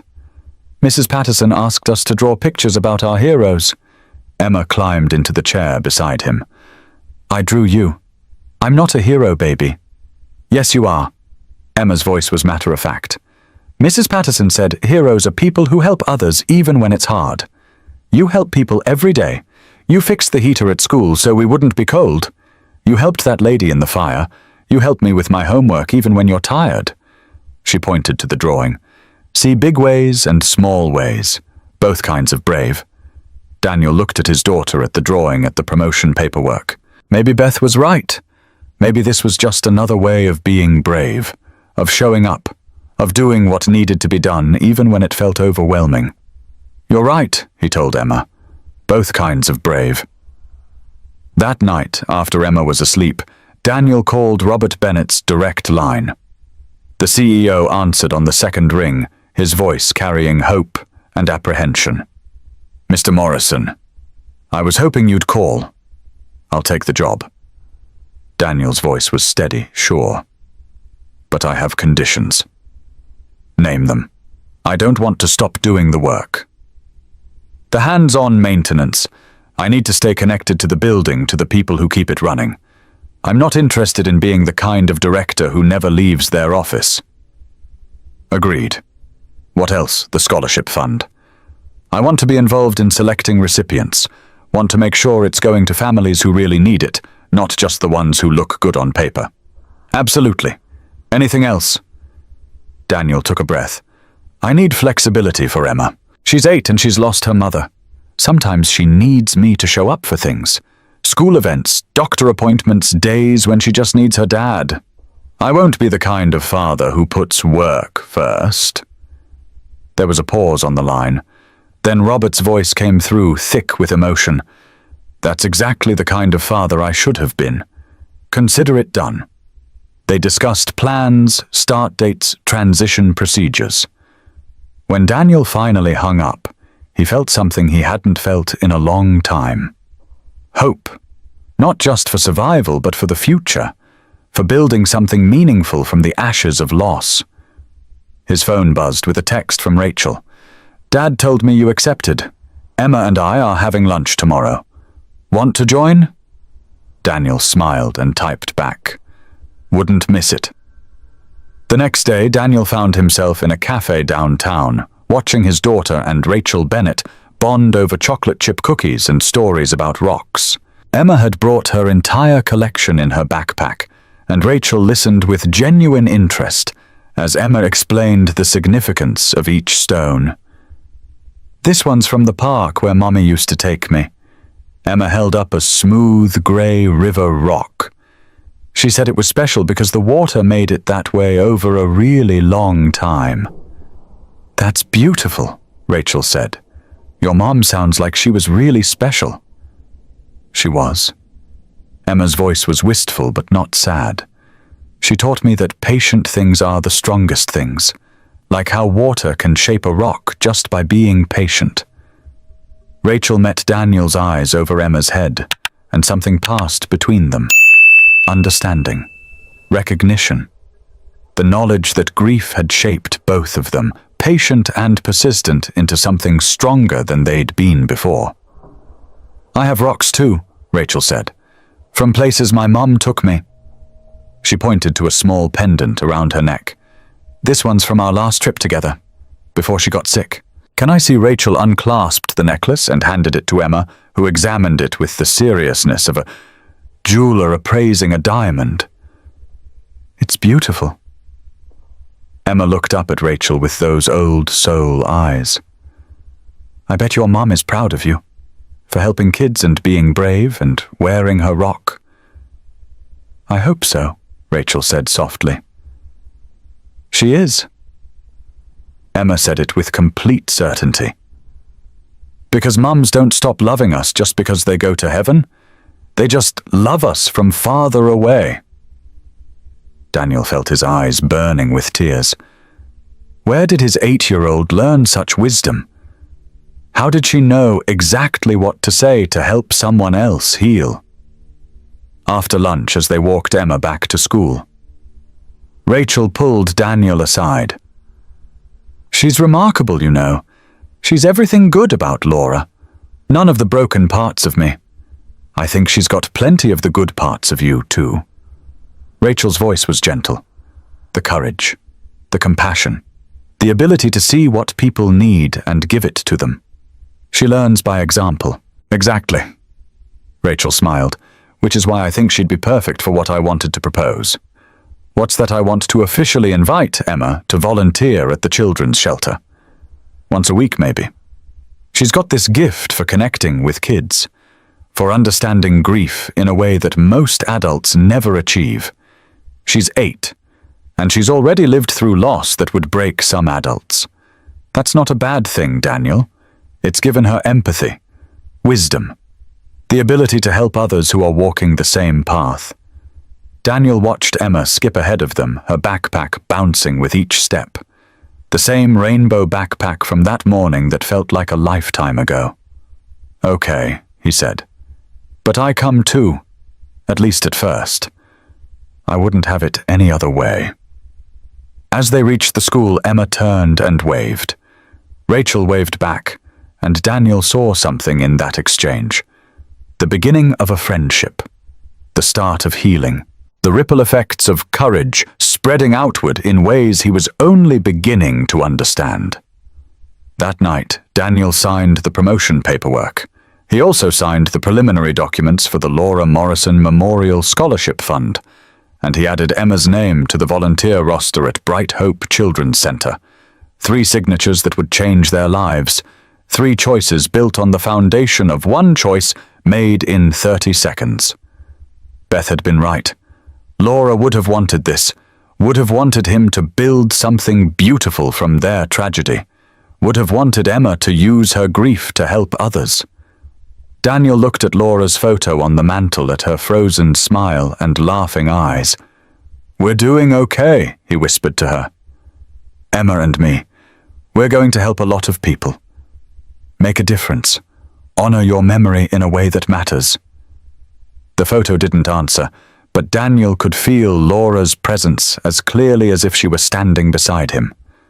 Approval, pride, permission to keep living, keep growing, keep choosing courage. Tomorrow he'd start his new job. Tomorrow Emma would take her first steps toward helping other children understand that grief was survivable. Tomorrow they'd continue building the life that Laura's death had shattered and Daniel's courage had started to rebuild. But tonight he'd allow himself to hope, to believe that sometimes the worst moments lead to unexpected blessings, that sometimes saving someone else is exactly how you save yourself, and that sometimes 30 seconds of courage can create ripples that spread farther than anyone imagined possible. Emma spent 2 hours arranging her stuffed animals on the couch in what she called a welcoming committee. Her 3 bears sat in a precise row, flanked by a threadbare rabbit and a dinosaur missing one eye. She'd picked wildflowers from the apartment complex's small garden, the kind of scraggly blooms that grew despite neglect, and arranged them in a jelly jar on the table with the careful attention of a florist preparing for a royal wedding. She'd changed her dress 3 times, finally settling on the blue one, with yellow flowers that she said matched the wildflowers, which meant everything matched, and matching was important when you were meeting someone special. Daniel watched his daughter's preparations with a mixture of amusement and tenderness. Rachel Bennett was coming to dinner, their first real time together outside of hospitals and cafes, and Emma had decided this required the full treatment. "Daddy, what if she doesn't like me?" Emma's voice was small, uncertain in a way that broke Daniel's heart. He knelt beside her, breathing in the scent of the strawberry shampoo she'd insisted on using twice to make sure her hair was extra clean. "Baby, she's going to love you. But what if she thinks I'm weird for saving rocks? Then she'd be wrong. And I don't think Rachel's the kind of person who thinks rocks are weird." The doorbell rang, and Emma froze. Then she was behind Daniel's legs, her small body pressed against him like she could disappear into his shadow. Daniel opened the door to find Rachel standing there, balancing on a cane, her left arm still in a cast. She held a paper bag in her good hand, and her smile was nervous in a way that made Daniel realize she was just as anxious about this dinner as Emma was. "Hi," Rachel said. "I brought supplies." She lifted the bag slightly. "I heard someone here likes to color." From behind Daniel's jeans, a small voice asked, "What kind of supplies?" Rachel's smile widened. "The good kind."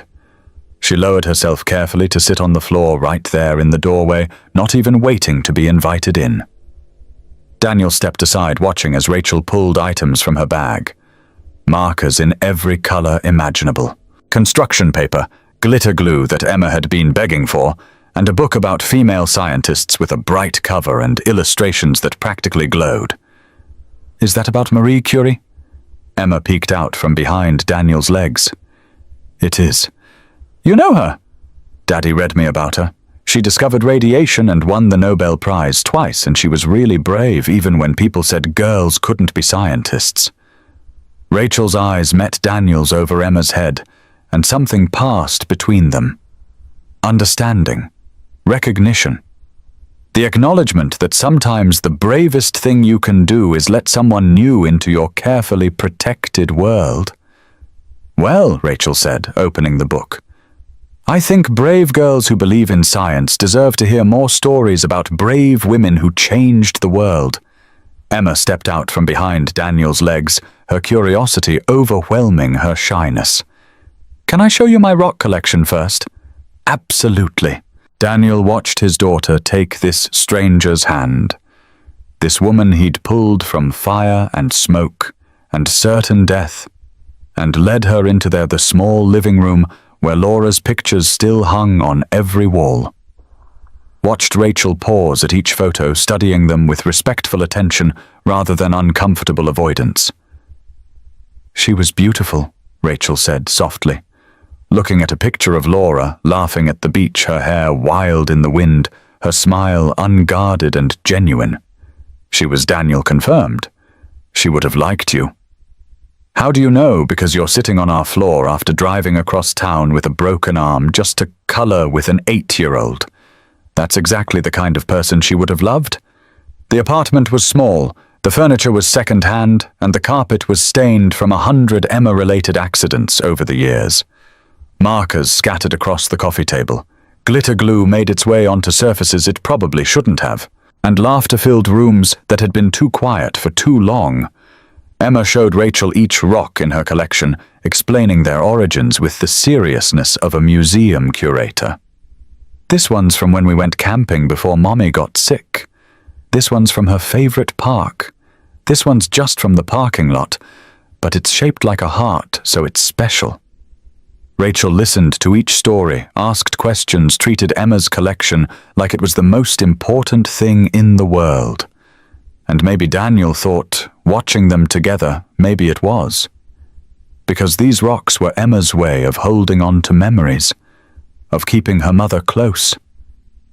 "You know what Rachel said, pulling something from her pocket? I have a special rock, too." She showed Emma a small green stone, polished smooth. "My mum gave this to me when I was about your age. She said it was for courage, that when things got scary I could hold it and remember I was brave." "Does it work?" Emma asked. Rachel's eyes found Daniel's. "Yeah, it really does." They colored until Emma's hands were stained with marker and dinner was getting cold on the stove. Daniel had made spaghetti one of the 3 meals he could cook without burning, and even managed not to overcook the pasta for once. As they ate, Emma chatted about school and friends and the volcano project she was planning for the science fair. Rachel listened with genuine interest, asking questions that made Emma light up with excitement.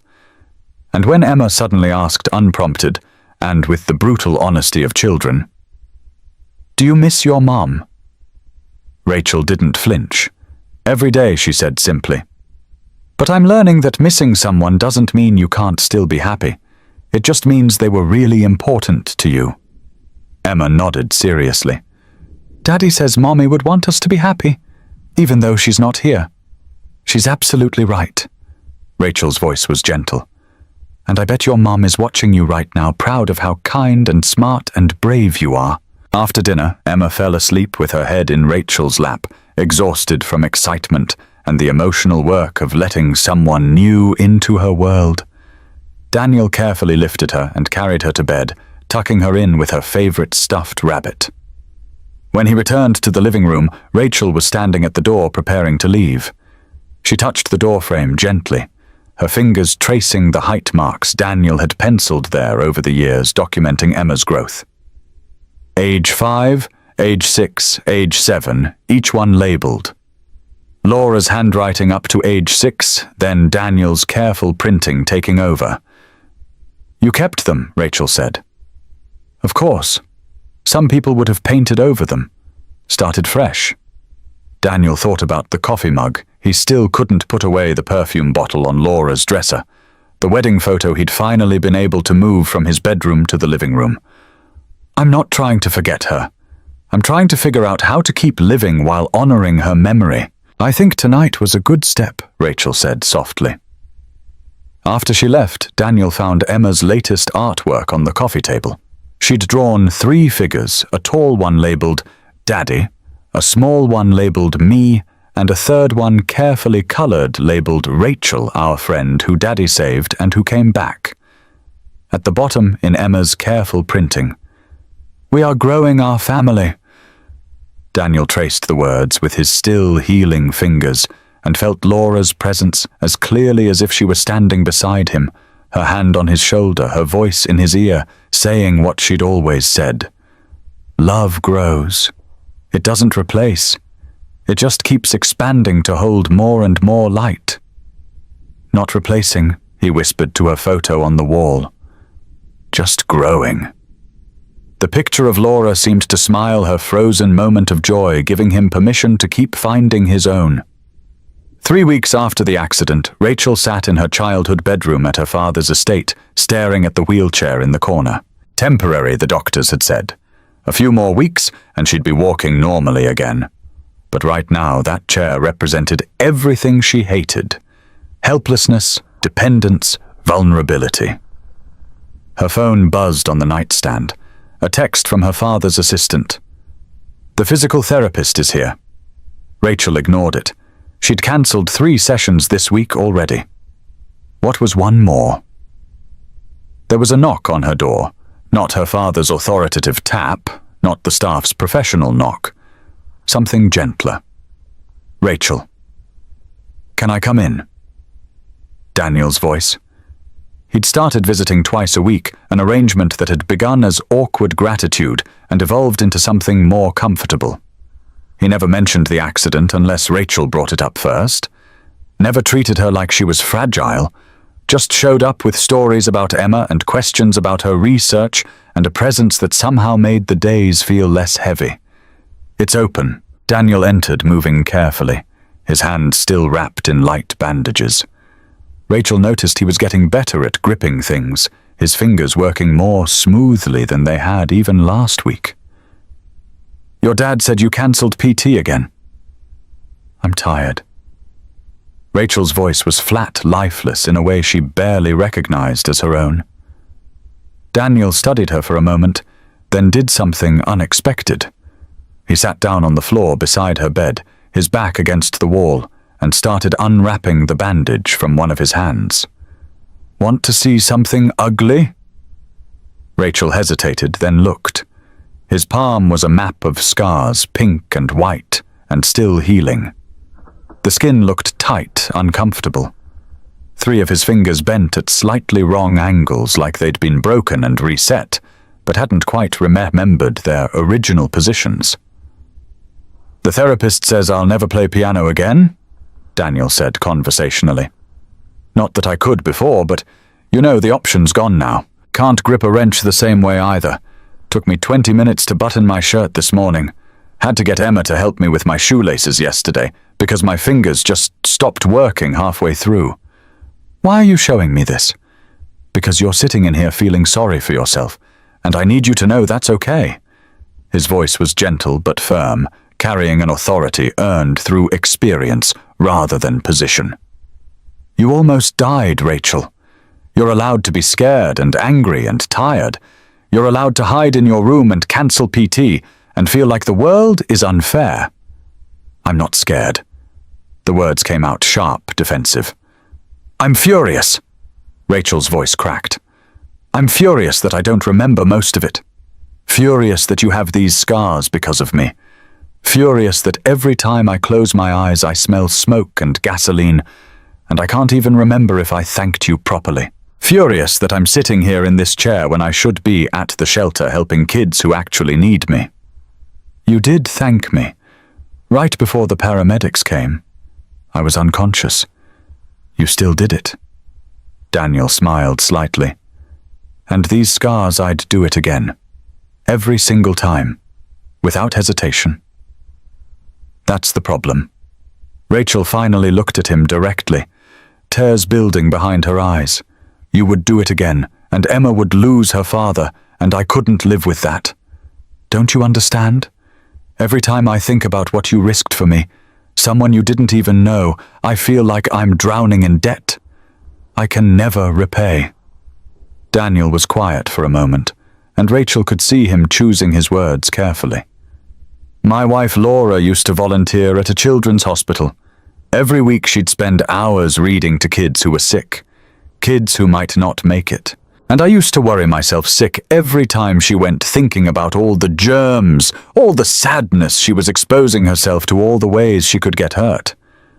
"What did she say?" "She said hiding from pain doesn't protect you from it. It just makes you smaller." Daniel met Rachel's eyes. "You almost died, and that's terrifying. But you didn't die. You're here. And yeah, recovery is hard and scary and unfair.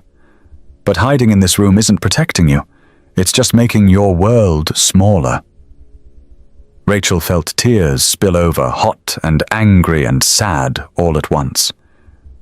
"I was driving to the children's shelter when it happened." Her voice broke. "I had a trunk full of art supplies and books. I was going to read to a little girl named Sophia who just lost her mom to cancer. She's been waiting 3 weeks for me to come back, and I can't face her. I can't face any of them. Why not? Because what if they see me like this, weak and scared and broken? How can I tell them to be brave when I'm hiding in my bedroom like a child?" Daniel reached out, and after a moment, Rachel took his scarred hand in her good one. His palm was rough with healing tissue, warm with life. "Then you show them that broken people can still be brave, that scared people can still show up. That's the most important lesson you could teach them, Rachel. Not that you're perfect or fearless, but that you're human and you keep trying anyway." Rachel looked at their joined hands, at the visible proof of his courage, at the scars he'd earned saving her life. "Will you come with me when I'm ready to go back?" Daniel's expression softened. Emma and I would love that. 3 days later, Rachel went to PT. It hurt. Her body protested every movement, every stretch, every exercise designed to rebuild strength she'd lost while lying in a hospital bed. But Daniel had been right about something making the world smaller didn't protect you. It just meant you had less space to heal. 2 weeks after that, Rachel stood outside Bright Hope Children's Center with Daniel and Emma beside her. She'd graduated from wheelchair to cane, though her left arm was still in a cast, and probably would be for another month. The building looked exactly the same as it had before the accident, bright murals painted on brick walls, the sound of children playing in the yard. But Rachel felt completely different. "You okay?" Daniel's voice was quiet, just for her. "No. But I'm here anyway." Emma took Rachel's free hand, her small fingers wrapping around Rachel's with surprising strength. "That's brave," she said matter-of-factly. "Doing stuff even when you're scared." Patricia Washington, the shelter's director, met them at the door, her eyes filled with tears when she saw Rachel. "Welcome back, honey. We've missed you." Inside the reading circle gathered 10 children ages 5 through 12, some shy, some eager, all of them carrying the weight of loss in their eyes. Rachel recognized a few faces kids she'd been reading to for months before the accident. Others were new, fresh grief written in the way they held themselves. "This is my friend Daniel," Rachel said, her voice steadier than she felt. "He's very brave. And this is his daughter Emma, who understands what you're all feeling." Emma waved shyly, then sat down among the children with no fear, no judgment, no sense that she was different from them in any meaningful way. A girl about Emma's age leaned over. "I'm Lily. Did your mom die too?" Emma nodded. 2 years ago. Her brain got sick. My dad died in a car crash." Lily's voice was barely a whisper. "That's really hard," Emma said, taking Lily's hand with the casual intimacy of children who recognized kindred spirits. "But my daddy says we can be sad and still have happy days. It doesn't mean we're forgetting them. It just means we're learning to carry the missing." Lily leaned against Emma's shoulder, and Rachel had to look away, her throat tight with emotion. This was why she did this work. This moment right here, when children who felt alone discovered they weren't, when shared pain became shared healing. Rachel opened the book she'd brought, a story about strong women who'd changed the world, and began to read. Her voice wavered at first, but grew stronger with each page. The children hung on every word, some sitting on the floor, some in volunteers' laps. Emma in the middle with her arm around Lily. Daniel stood in the back, helping kids who struggled with the craft project that followed. His scarred hands worked slowly but surely, showing them how to glue construction paper, how to draw self-portraits, how to write words when the letters got jumbled. A boy named Marcus, maybe 9 years old, asked, "Did you get hurt?"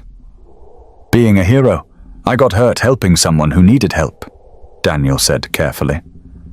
"And yeah, it hurts sometimes. But it reminds me why scars are important. Why? Because they're proof we survived something hard. They're proof we're still here." Marcus looked at his own hands, small and unmarked. "I have scars too. You just can't see them." "I know, buddy." Daniel's voice was gentle. "We all do." As they were leaving, Lily caught up to Emma in the parking lot. "Do you think your mommy's proud of you?" Emma looked at her seriously, this girl who'd become a friend in the space of an afternoon. "I think she's proud I'm trying, even when I'm sad, even when you're sad, especially then." Emma said it with complete certainty, because being sad means we loved them, and love never stops, even when people go to heaven. Lily hugged Emma tight, both of them crying, but the healing kind of crying, the kind that washed away some of the hurt, instead of adding to it. In the car, Emma was quiet for a long time. Then, Daddy. Yeah, sweetheart, I think helping people makes the sad smaller. How so? Because when you see other people are sad too, you know you're not alone. And when you help them feel better, it helps you feel better too. That's what love does, right? Makes more love. Daniel glanced at Rachel in the passenger seat. She was crying silently, tears streaming down her face. But she was smiling too. Yeah, baby, he said, his own voice thick. That's exactly what love does. That night, Emma drew a picture of the reading circle. All the kids holding hands with a rainbow over them. The caption read, "We help each other heal."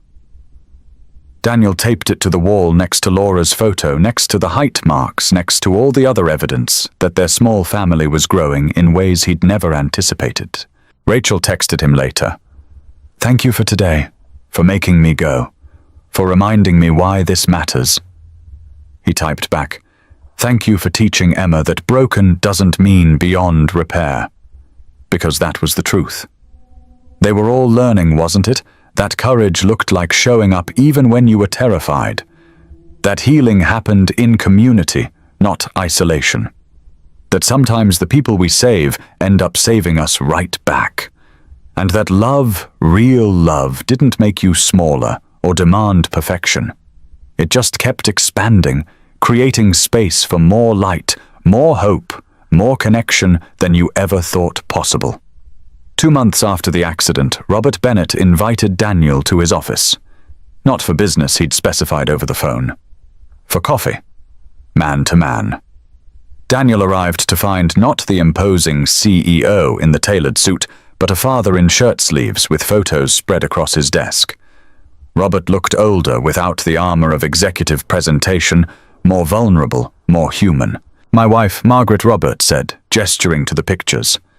One showed a beautiful woman with Rachel's eyes laughing at the camera. Another showed her with teenage Rachel, both of them at the beach, arms around each other. She died when Rachel was 15. Pancreatic cancer. 6 months from diagnosis to... He couldn't finish the sentence. Daniel understood. Some endings were too hard to say out loud. "I'm sorry." Robert looked up and Daniel could see the weight of a decade of grief in his eyes. "I threw myself into work. Told myself I was doing it for Rachel to secure her future, to make sure she'd never want for anything." His laugh was bitter, self-aware. What I was really doing was running from grief. And Rachel grew up with a father who was physically present, but emotionally absent. He opened a drawer and pulled out a flask, poured coffee from a French press that sat on a side table, then seemed to think better of it, and added a splash of whiskey to his own cup. Daniel shook his head when offered the bottle. The morning of Rachel's accident, we'd had a fight. Robert's voice was steady, but Daniel could hear the pain underneath. I told her she was wasting her education on charity work with children, that she should be focusing on the family business, learning to take over when I retire, that helping grieving kids wasn't a career, it was a hobby. Robert met Daniel's eyes directly. She left angry, and then I got the call that she'd been in an accident. For 10 minutes while I drove to the hospital, I thought I'd lost her. 10 minutes of imagining a world without my daughter in it. 10 minutes of regretting every harsh word, every missed dinner, every time I'd prioritized a meeting over her life. Daniel thought about his own last words to Emma that morning before the accident. "Love you to the moon." Thank God they'd been words of love. Thank God that if the worst had happened, Emma would have known. 10 minutes of bargaining with whatever higher power might be listening. Robert continued, promising I'd be a better father if I just got another chance. Promising I'd tell her I was proud that I was wrong, that her work mattered more than any quarterly earnings report. He took a long drink of his coffee. "You gave me that chance, Daniel. You gave me the opportunity to keep those promises. I just did what needed doing." "No." Robert's voice was firm. "You did what most people wouldn't have. You risked leaving your daughter an orphan to save a stranger. That's not just doing what needs doing. That's courage. That's the kind of sacrifice most people can't even imagine making. Daniel thought about Emma feeding him applesauce in the hospital, about her wise, beyond her years observation that both kinds of brave mattered. Maybe Robert was right. Maybe it had been extraordinary, but it had also been necessary. "Why are you telling me this?" Daniel asked. "Because I want you to understand what you gave back to me." Robert stood and walked to the window looking out over the Denver skyline. "I've spent 10 years building this company, making money, acquiring assets, beating competitors. I told myself it was for Rachel, that I was creating a legacy for her." He turned back to Daniel. "But what I was really doing was avoiding the hard work of actually being her father, of being present, of listening to her dreams instead of imposing my own, of letting her be who she wanted to be instead of who I needed her to be. And now I'm trying to be the father she deserves, the father I should have been all along." Robert returned to his desk, pulled out a leather-bound folder. "This is the framework for the Laura Morrison Memorial Scholarship. I want you to look it over. Make sure it's what your wife would have wanted." Daniel took the folder with hands that were steadier now, healing more each day. Inside was a detailed plan.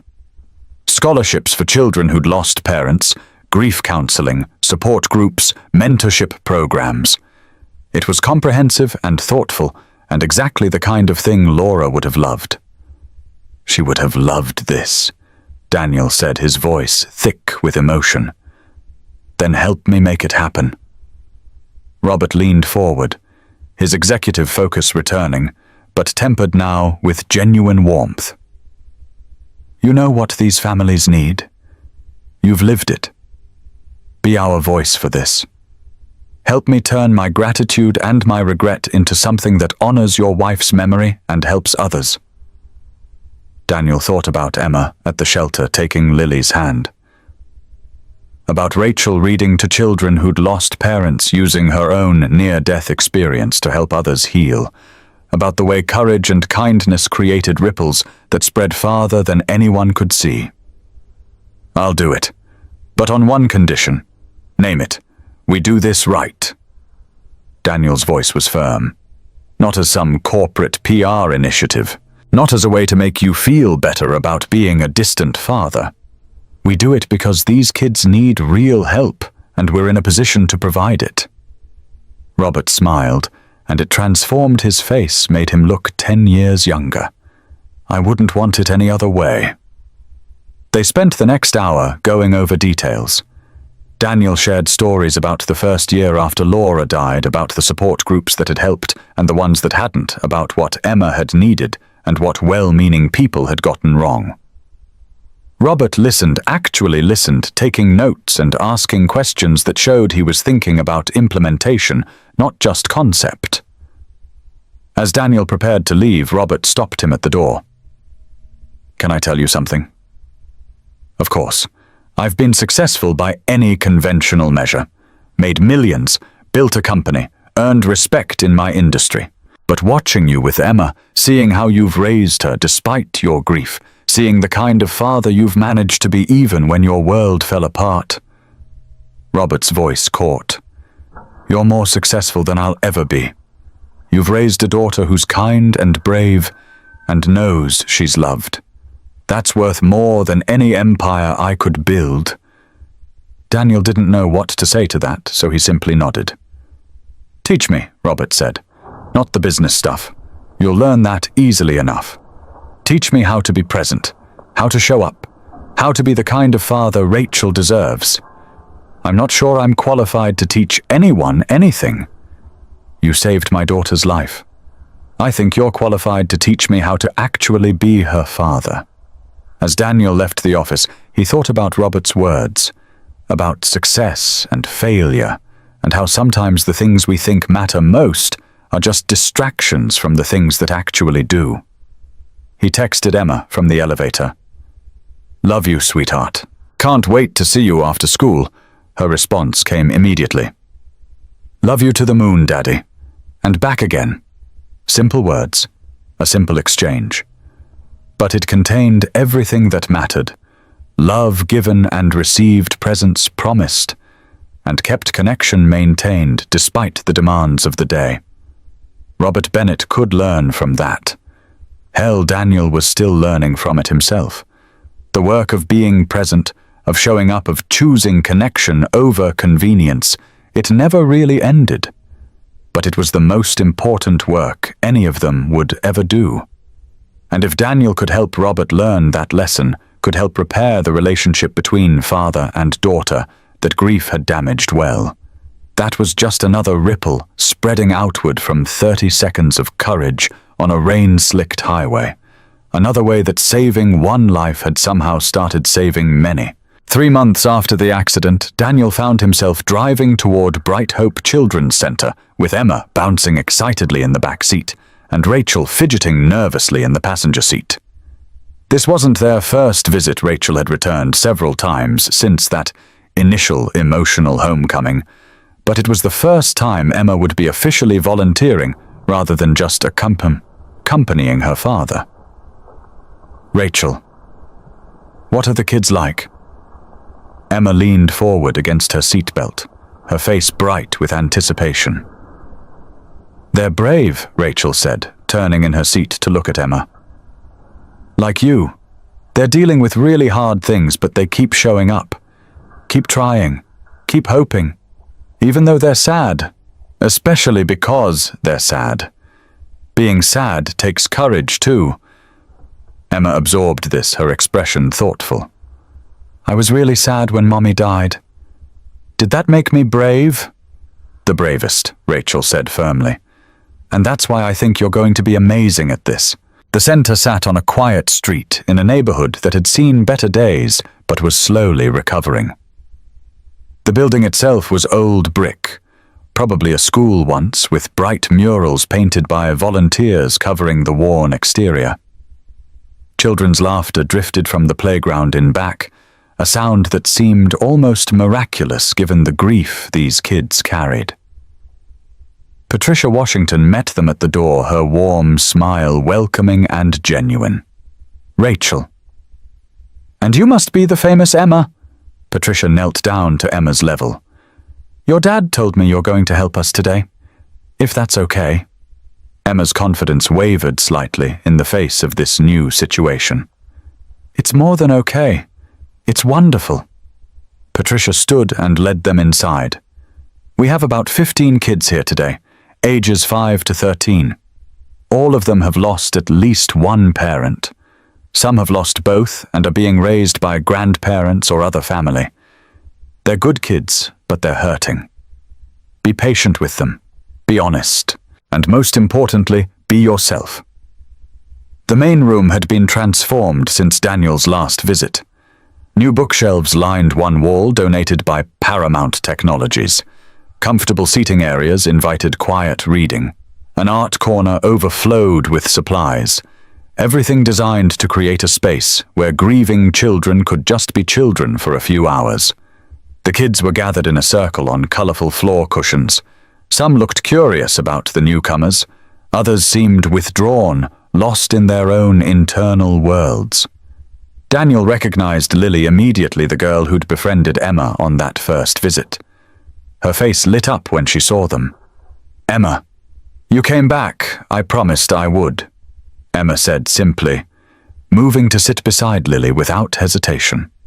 She pulled her backpack off and started unpacking items she'd brought, her rock collection, a photo album, some of her favorite books. Daniel watched his daughter with a mixture of pride and amazement. She had no training in grief counseling, no expertise in child psychology. She was just an 8-year-old who'd survived something terrible and was willing to share that survival with others. Rachel settled into the reading chair at the front of the circle. Today I brought a story about brave people who faced really hard things. But before we start, does anyone want to share something? Something good that happened this week, or something hard you're dealing with, or just anything you want to talk about? A small boy, maybe 6 years old, raised his hand. I had a good dream about my mama. She was smiling at me. That's beautiful, Marcus. Rachel's voice was gentle. Those dreams are gifts, aren't they? Another child.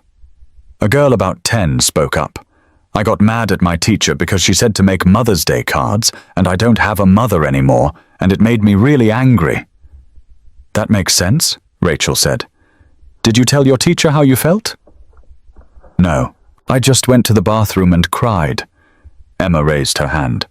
Rachel nodded at her. At my school, I told my teacher about my mom dying. And now when they do stuff for Mother's Day, she lets me make cards for my dad instead. Or for my mom in heaven.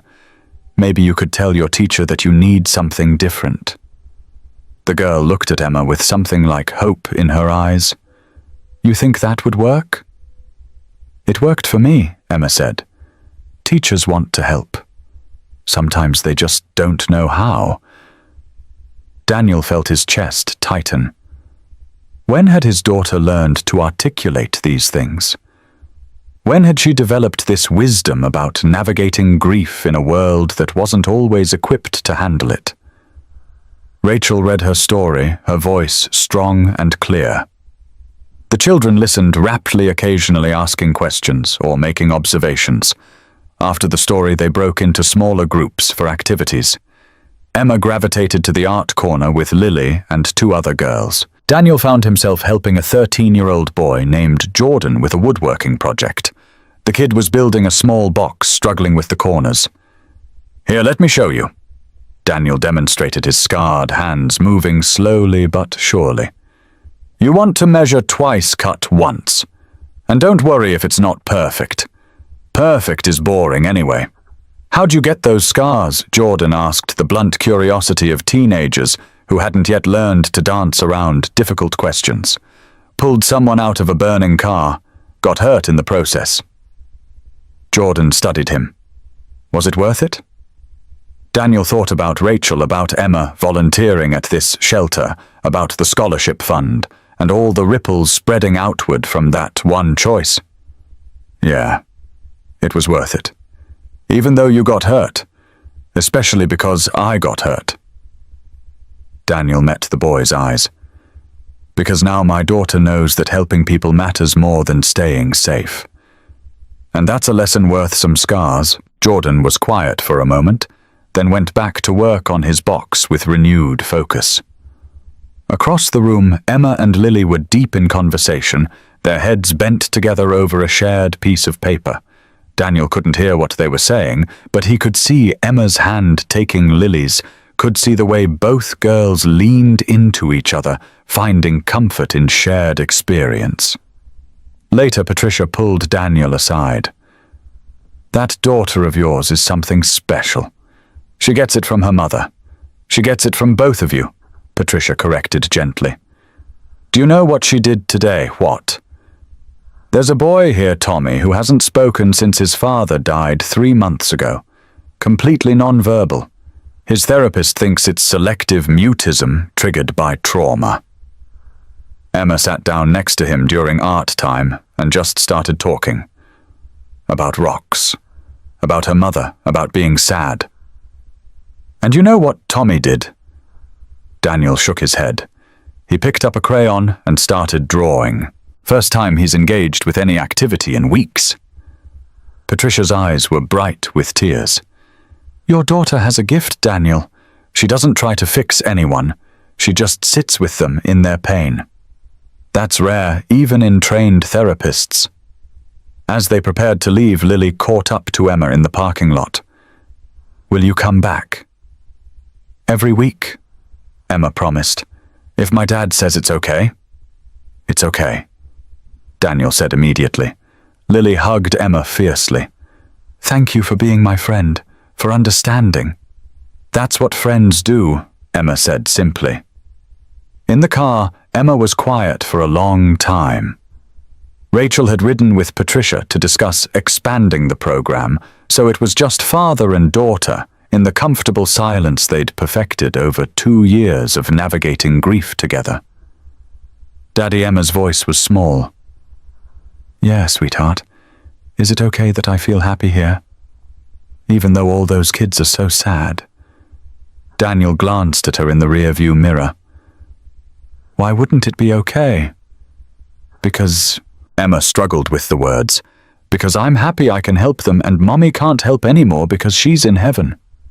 Does that mean I'm replacing her? Oh, baby.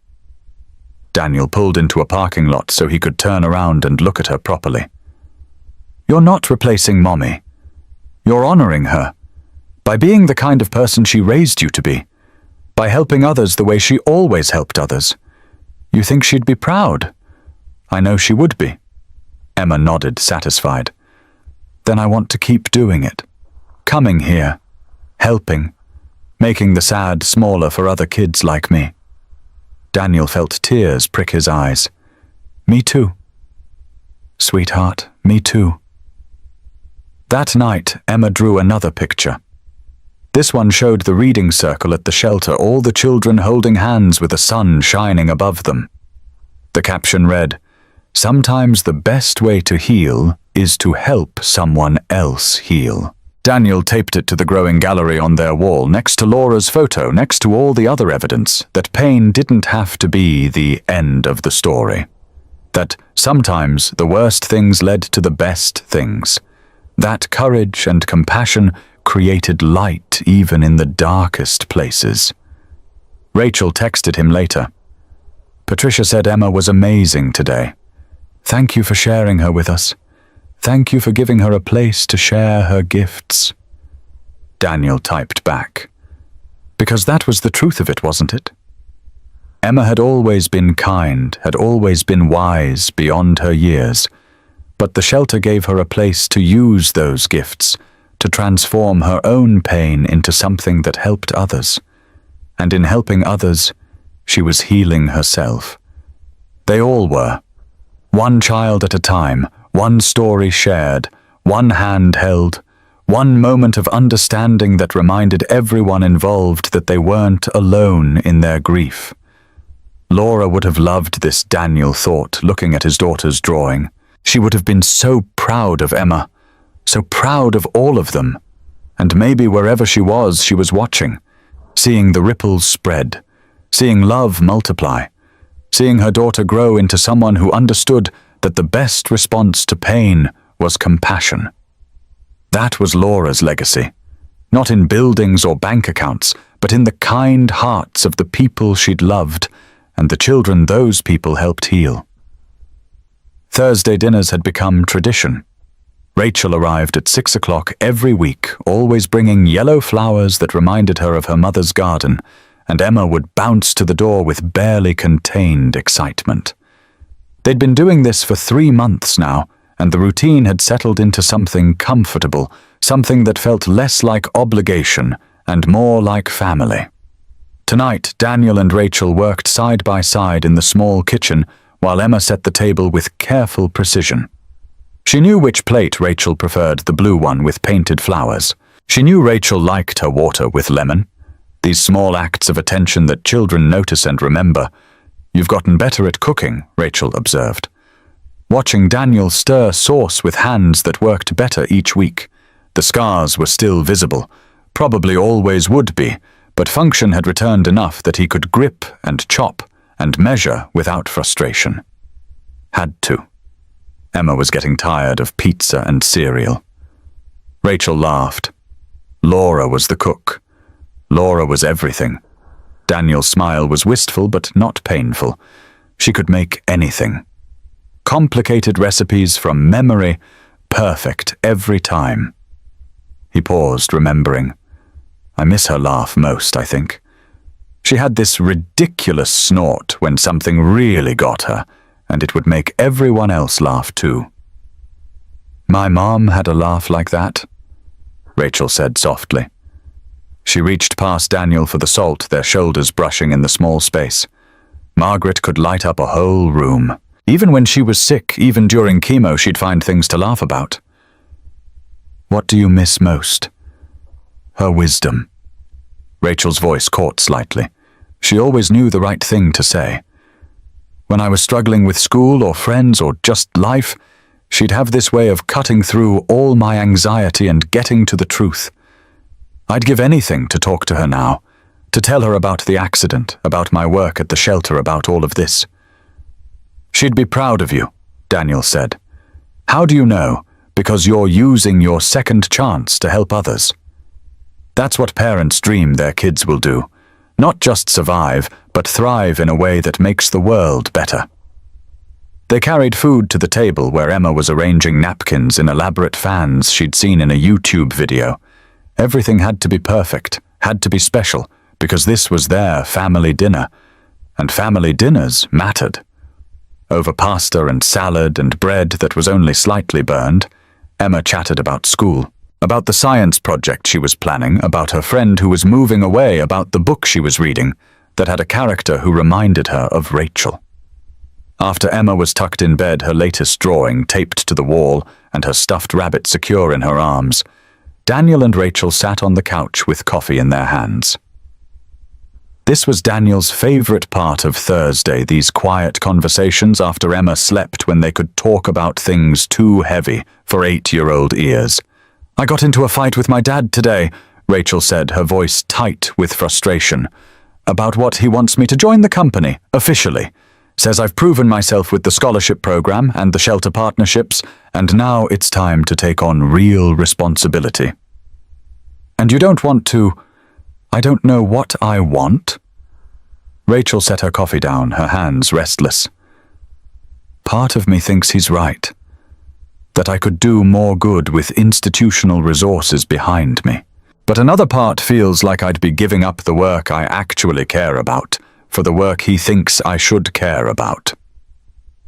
Daniel thought about his own transition from maintenance supervisor to facilities director, about how terrified he'd been that accepting the promotion would somehow mean betraying who he was. What does your gut say? My gut says I'm scared. Scared of disappointing him again. Scared of choosing wrong. Scared of waking up in 10 years and realizing I've built a life I don't actually want. That's a lot of scared. Rachel laughed, but it came out shaky. You know what the therapist I'm seeing said? She said I'm still processing the trauma of the accident, that near-death experiences can make you question everything about your life, about your choices, about who you want to be. Is she right? Probably. Rachel pulled her knees up to her chest, making herself smaller. I keep thinking about those 30 seconds before you pulled me out. I was conscious for some of it, trapped and terrified, and convinced I was going to die. And all I could think was that I'd wasted so much time. On things that didn't matter. On making my father happy instead of making myself happy. She looked at Daniel with eyes that held too much understanding for someone who'd lived 26 years. You risked your life for me. You almost left Emma an orphan. For what? So I could go back to wasting my second chance on corporate meetings and quarterly reports. Is that what you think you'd be doing? I don't know. That's the problem. I don't know if I'm running toward something that matters or away from something that scares me. Daniel thought about Laura, about the conversations they'd had about purpose and meaning, about building a life versus just living one. What did you want to be when you were Emma's age? Rachel smiled at the memory. A therapist. I used to set up my stuffed animals in a circle and counsel them about their problems. My mom thought it was hilarious. So you've always wanted to help people. Always. But then my mom died and my dad needed me. And somewhere along the way, helping people became about making him happy instead of following my own path. Maybe it can be both, Daniel suggested. Maybe you don't have to choose between your father's approval and your own purpose. Maybe there's a way to do meaningful work within the company structure. You think so? I think you're smart enough to figure it out. And brave enough to demand what you need rather than just accepting what you're offered. Rachel was quiet for a long moment. Then, how did you know that helping me was the right choice? Even though it meant risking Emma's future. I didn't know. Daniel's honesty felt important. I just knew I couldn't live with myself if I drove past. Couldn't look Emma in the eye and tell her to be brave if I wasn't willing to be brave myself. Even if being brave meant she might lose you. Even then, because teaching her to choose right over easy seemed more important than teaching her to choose safety over conscience. Rachel's eyes filled with tears. You gave me my life back, and I'm still trying to figure out what to do with it. You're doing it, Daniel said firmly. Every Thursday you come here and have dinner with us. Every week you show up at the shelter and read to kids who need to see that broken adults can still be whole. Every day you choose to keep living instead of just surviving. That's what you do with a second chance. You live it. They sat in comfortable silence, the kind that only develops between people who've earned each other's trust. Daniel thought about how strange it was, this friendship that had grown from trauma. How Rachel had gone from stranger to family in the space of a few months. Can I tell you something? Rachel asked. Anything. I was so lost before the accident. Had everything felt nothing, going through the motions of life without actually living. She paused, gathering courage. Then I woke up in that hospital and learned a stranger had risked everything for me, and it broke something open. Made me realize I'd been wasting my life, playing it safe, never taking risks because I was so afraid of disappointing my father or failing or just being human. And now I'm terrified, but I'm also alive in a way I wasn't before. Like the accident burned away all the parts of me that were just performing, and what's left is rawer but more real. Daniel understood exactly what she meant. That's how I felt after Laura died. Like grief stripped away everything superficial and left only what actually mattered. Is that why we work? Rachel's voice was quiet. Why we understand each other, because we both know what it's like to be broken and have to figure out how to rebuild, maybe. Or maybe some people are just meant to be in each other's lives, meant to help each other heal, meant to remind each other that broken doesn't mean beyond repair. The sound of small feet on the hallway floor interrupted them. Emma appeared in her pajamas, dragging her rabbit behind her, sleep-tousled and adorable. Can't sleep. Had a dream, Emma said, climbing onto the couch between them. Not a bad one. A good one. About Mummy. Yeah, Daniel pulled her close. What was she doing? She was smiling. At you and Rachel and me. And she said to tell you she's proud. Emma yawned, already drifting back toward sleep. Said you're doing good, all of us. Rachel wiped tears from her eyes. After Emma had fallen asleep between them, she whispered, Do you believe that? That Laura's really proud? Yeah, Daniel said, his voice thick with emotion. I really do. Because what else could you believe when your 8-year-old delivered messages of approval from beyond? When the work you were doing felt right in your bones, when broken people were finding ways to heal together. Rachel eventually left, driving home under stars that seemed brighter than usual. Daniel carried Emma back to bed, tucked her in with her rabbit, and stood for a long moment looking at the photos on her wall. Laura's laughing face, Emma's drawings of their growing family, the height marks that tracked growth and change and survival. We're doing okay, he whispered to Laura's picture. Me and Emma, Rachel and Robert, all the kids at the shelter. We're choosing courage over fear, connection over isolation, healing over hiding. I hope that's what you would have wanted. The photo didn't answer, but Daniel didn't need it to. He could feel Laura's presence in the choices he made, in the daughter they'd raised, in the life he was building from the ashes of loss. Some nights the grief was still overwhelming. Some days he still forgot for a moment that she was gone and turned to tell her something before remembering. But those moments were getting farther apart, replaced by gratitude for the time they'd had and hope for the time that lay ahead. Love doesn't replace love, he'd learned. It just keeps expanding, creating space for more light, more connection, more reasons to choose courage, even when fear feels safer. And that was Laura's real legacy. Not in photographs or memories, but in the continuing choice to love deeply, despite knowing how much loss could hurt. To show up even when hiding felt easier, to be brave in both big ways and small. One Thursday dinner at a time. One child helped at the shelter. One conversation that healed instead of harmed. One day at a time, they were all learning how to live again instead of just survive. And sometimes Daniel thought, as he finally climbed into bed, sometimes that was enough. Emma turned 9 on a Saturday morning in September, exactly 2 years and 3 months after Laura died. It was the first birthday Daniel didn't dread, the first one, where joy outweighed grief, and he chose to see that as progress rather than betrayal. The apartment smelled like chocolate and vanilla evidence of Daniel's attempt at making a homemade cake. It was lopsided, and the frosting was melting slightly, but Emma had specifically requested that Daddy make the cake, not buy one, so here it was, imperfect and made with love. Rachel arrived at 8 in the morning with her arms full of balloons and wrapped presents and a bakery box that probably contained something that would put Daniel's cake to shame, but she'd been thoughtful enough to bring it in an unmarked box so Emma wouldn't know. "You remembered," Emma squealed, launching herself at Rachel for a hug. "Remembered what you said you'd come early to help Daddy not burn breakfast. Someone has to supervise." Rachel grinned at Daniel over Emma's head.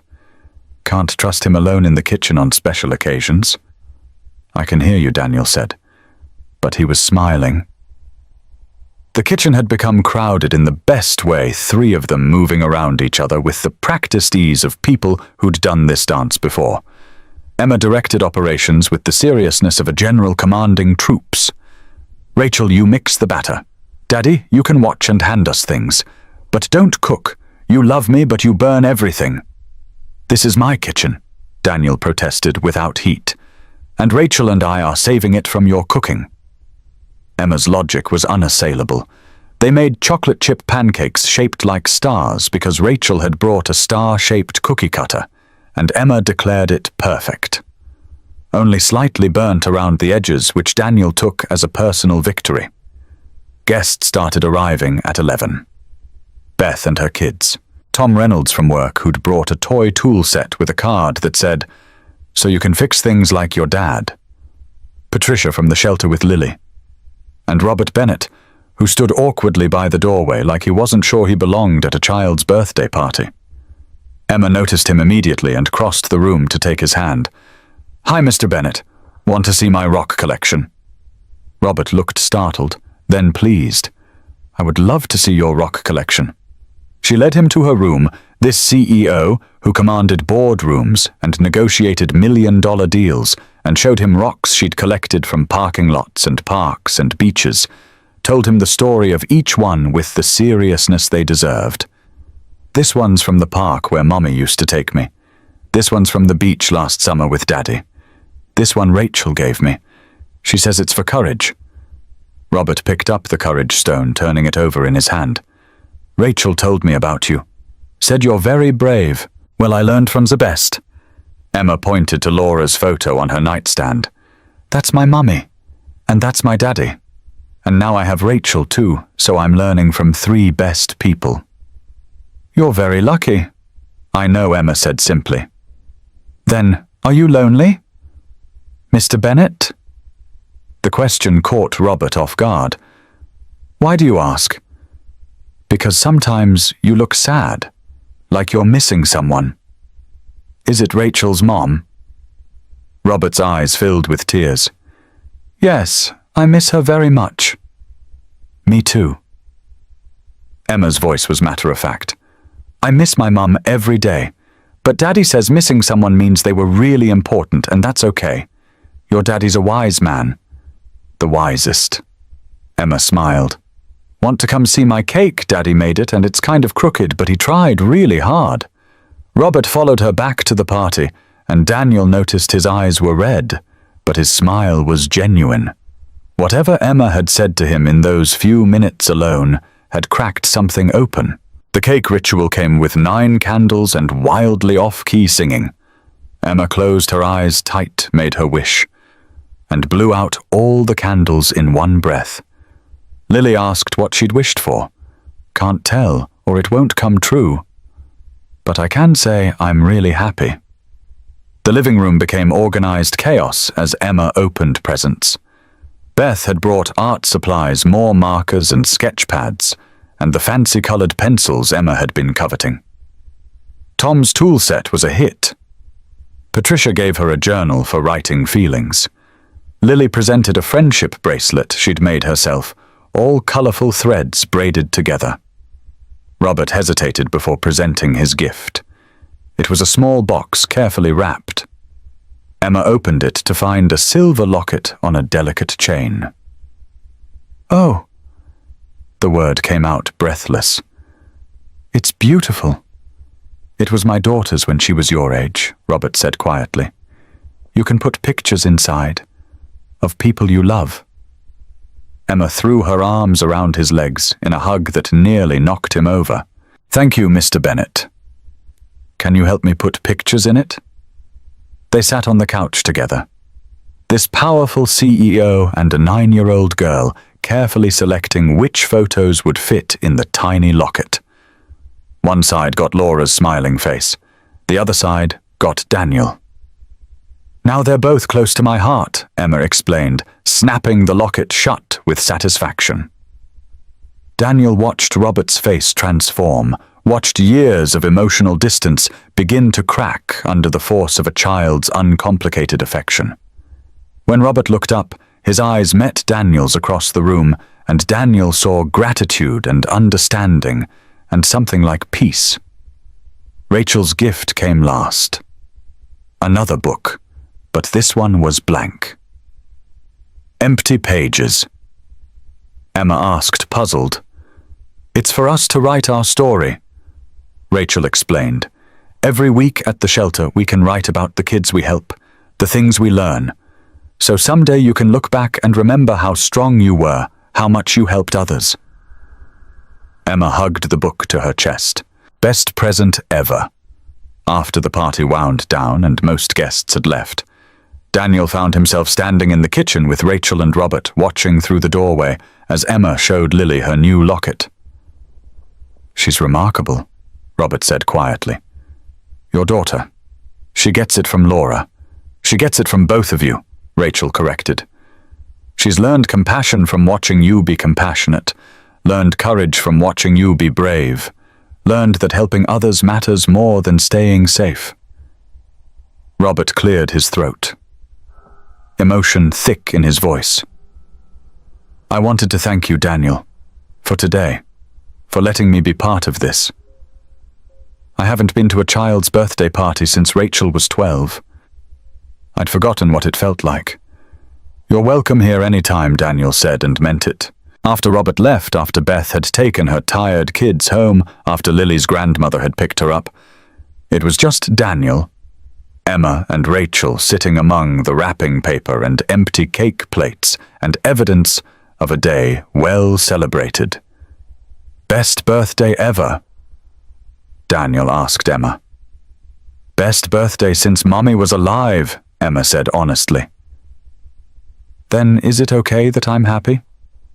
Even though Mommy's not here?" Rachel knelt down to Emma's level. "Can I tell you something your dad told me once?" Emma nodded. "Being happy doesn't mean you've forgotten someone. It means they loved you enough to want you to be happy even when they're gone. Your mom wouldn't want you to stop celebrating. She'd want you to have the best birthday ever every year because she loved you that much. You think so. I know so." That night, after Rachel had gone home and Emma was asleep with her new locket around her neck, Daniel sat in the quiet living room surrounded by the happy chaos of the day. He pulled out his phone and looked at the photo he'd taken Emma blowing out her candles, her face bright with joy, surrounded by people who loved her. He sent it to Rachel with the text, "Thank you for today, for everything." Her response came quickly. "Thank you for letting me be part of your family, for teaching me what family means." Daniel looked at Laura's photo on the wall. We did good today, didn't we? Emma was happy, really genuinely happy. That's what you wanted, right? For her to have a childhood full of love and laughter and people who show up for her. The photo smiled back, frozen in a moment of joy that Daniel was learning to honor by creating new moments of joy. Laura would have loved today, would have loved Rachel's friendship, would have loved seeing Emma surrounded by chosen family and biological family and all the people who'd come together around one broken man's choice to stop instead of drive past. Love grows, Daniel thought. That's what Laura used to say. Love doesn't divide or diminish. It just keeps growing, creating space for more and more light. And in the expanding space of their lives, there was room now for Rachel's friendship, for Robert's awkward attempts at being present for the children at the shelter, who Emma helped heal for the scholarship recipients, who carried Laura's name into their futures. Room for grief and joy to coexist, for memory and new experience to live side by side, for the past to be honored while the future unfolded. Emma's 9th birthday had been a celebration not just of her life, but of all their lives, of survival and growth, and the courage to keep choosing love, even when loss had taught them how much love could hurt. And that Daniel thought as he finally headed to bed was the best gift he could give his daughter. Not protection from pain, but the knowledge that pain was survivable, that joy was possible even after tragedy. That family wasn't just the people you were born to, but the people who showed up when it mattered. Emma had learned those lessons well, and in teaching her, Daniel had learned them himself. 6 months after the accident, Robert Bennett appeared at Daniel's office, which was still strange to say. Daniel's office. He had an office now with a door and a window, and his name on a placard. Facilities Director. Some mornings he still expected to wake up and find it had all been a dream. We need to talk, Robert said, and Daniel's stomach dropped with old instincts that said those words never led anywhere good. Everything okay? Better than okay. Robert sat in the visitor's chair looking less like a CEO and more like an excited father. I want to give you something at the annual gala. You've already given me too much. This is different. Robert leaned forward. We're establishing a new award, the Paramount Courage Award for extraordinary acts of bravery and service to others.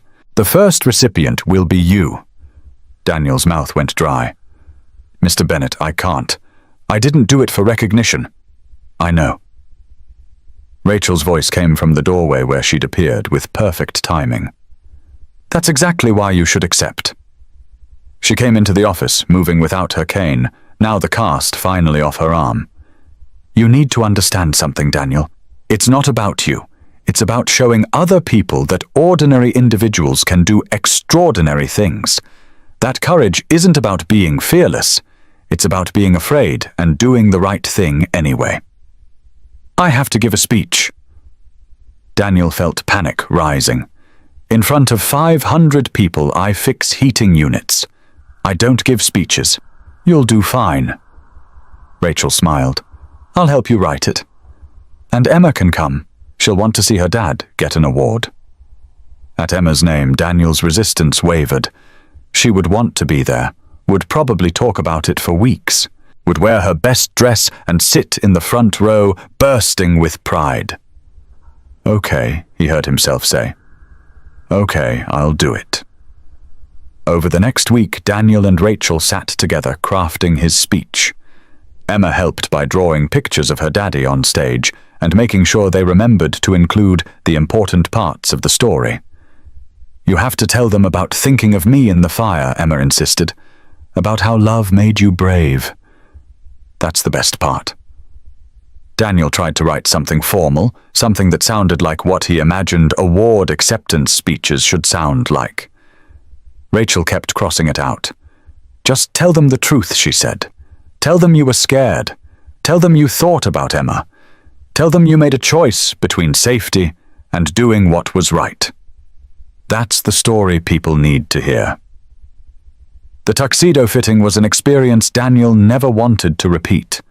The formal wear shop had mirrors everywhere reflecting back a man Daniel barely recognized. He looked like someone playing dress-up an imposter in expensive clothes. "You look like James Bond," Emma declared, circling him with critical eyes. "James Bond doesn't fix HVAC units," Daniel muttered. "Maybe he should," Emma said with perfect 9-year-old logic, making Daniel laugh despite his discomfort. Rachel insisted Emma needed a dress too, for such an important night. They found one in blue with sparkles that made Emma twirl in front of the changing room mirror. "Daddy, do I look fancy?" "You look beautiful, just like your mom." Emma stopped mid-twirl, her expression serious. "Like Mommy." Daniel knelt down, his throat tight. "Just like her. She would have loved this dress on you. I wish she could see us." Emma's voice was small. "Wish she could be there when you get your award. She'll be there, sweetheart. She's always watching." The night before the gala, Daniel couldn't sleep. He paced the apartment rehearsing his speech for the 100th time, each word feeling inadequate to capture what had happened that day on Highway 36. Rachel showed up at 11 with coffee and determination. She'd stayed over to help Emma get ready in the morning, but she found Daniel on the couch, his speech notes scattered around him, his face tight with anxiety. "Can't sleep, terrified." Of the gala, of standing on a stage pretending I'm something special, of people thinking I'm a hero when I just did what needed doing. Rachel sat beside him, picking up his note cards. "Can I tell you something? What before the accident, I was lost. Had everything money could buy, but I felt empty, going through motions of life without actually living. I did charity work to fill the void, but my heart wasn't really in it. I was just existing." She turned to face him. "Then I woke up in that hospital and learned a stranger had risked everything to save my life. And it changed me, made me realize I wasn't living. I was just surviving. That I'd been wasting my one precious life on things that didn't matter." Rachel took his scarred hand in hers. "You didn't just save my life that day. You taught me how to actually live it, how to show up, how to be present, how to choose courage over comfort. That's not nothing, Daniel. That's everything. You give me too much credit. No, you don't take enough." Rachel's voice was firm. "You're raising a daughter alone while working full-time. You write her love notes every day. You volunteer at a shelter. You started a scholarship fund in your wife's memory. You're not just a hero for 30 seconds on a highway. You're a hero every single day." They sat in the comfortable silence of friendship that had grown from trauma into something deeper, something that felt like family. "Rachel, yeah, thank you for being here. For Emma, for me, for making this all feel less scary. Always." The morning of the gala arrived with autumn sunshine and Emma's boundless excitement. She'd woken at dawn, too keyed up to sleep, and had been bouncing around the apartment ever since. Rachel helped Emma with her hair, braiding it with flowers woven through because Emma had seen it in a video and declared it perfect. Daniel watched them together, this woman who'd become like family and his daughter who'd learned to trust again and felt overwhelming gratitude. "You nervous, Daddy?" Emma asked as Rachel finished the braid. Terrified. "That's okay." Emma climbed into his lap with 9-year-old grace. "Remember what we practiced. Speak from the heart. Tell them about love and bravery. And don't forget to breathe. When did you become the parent I've been practicing?" Emma's smile was pure mischief. The Denver Art Museum had been transformed for the gala, elegant in a way that made Daniel feel even more out of place. 500 people in evening gowns and tuxedos, champagne glasses catching the light. The elite of Denver's business community gathered to celebrate success. Daniel wanted to disappear, wanted to go back to his small apartment and his normal life and his anonymity. But Emma's hand was in his, her face bright with pride, and he couldn't let her down. Backstage waiting for his name to be called. Daniel's hands shook. Emma straightened his bow tie with the seriousness she brought to important tasks. "You ready for this?" "Not even a little bit." Emma's expression shifted to something older than her years. "Remember what we talked about. You're not doing this for you. You're doing it so other people know it's okay to be brave. That being scared doesn't mean you can't help." Rachel appeared with a folded piece of paper. "In case you forget what to say. But you won't need it because you already know." Daniel unfolded it, a single line in Rachel's handwriting. "You taught me that heroes are people who show up when it costs everything." He looked up at Rachel, at Emma, at these two people who'd become his anchor in the storm. "Okay, I can do this." The lights dimmed. Robert's voice carried across the ballroom, beginning to tell the story of the accident. The crash, the fire, the choice. The audience fell silent, hundreds of people listening to Daniel's worst and best moment laid bare. Emma slipped her hand into his. "Daddy, are you scared, terrified?" "That's okay. Heroes can be scared. That's what makes them brave. Like Mommy said, angels don't always have wings. Sometimes they just have brave hearts." Daniel's name was called. The applause started growing into a standing ovation that seemed to go on forever. But Daniel only had eyes for Emma, beaming with pride in the front row, and Laura's photo he'd tucked into his pocket, the woman who'd taught him that love means showing up even when you're terrified. He walked on stage to face 500 strangers and tell them the truth about courage, about fear, about the 30 seconds that had changed everything. And as the spotlight hit him, Daniel thought, "I can do this. For Emma, for Laura, for Rachel, for all the people who need to know that ordinary people can be extraordinary when it matters most." He stepped up to the podium, took a breath, and began to speak. The podium felt like an island. 500 faces stared up at Daniel, expectant and attentive, and for a moment his mind went completely blank. The speech he'd rehearsed 100 times evaporated like morning fog. Then he saw Emma in the front row, giving him a thumbs up with both hands, her face split wide with a grin. Beside her, Rachel nodded encouragement, and in his pocket, Laura's photo seemed to radiate warmth against his chest. Daniel took a breath and began.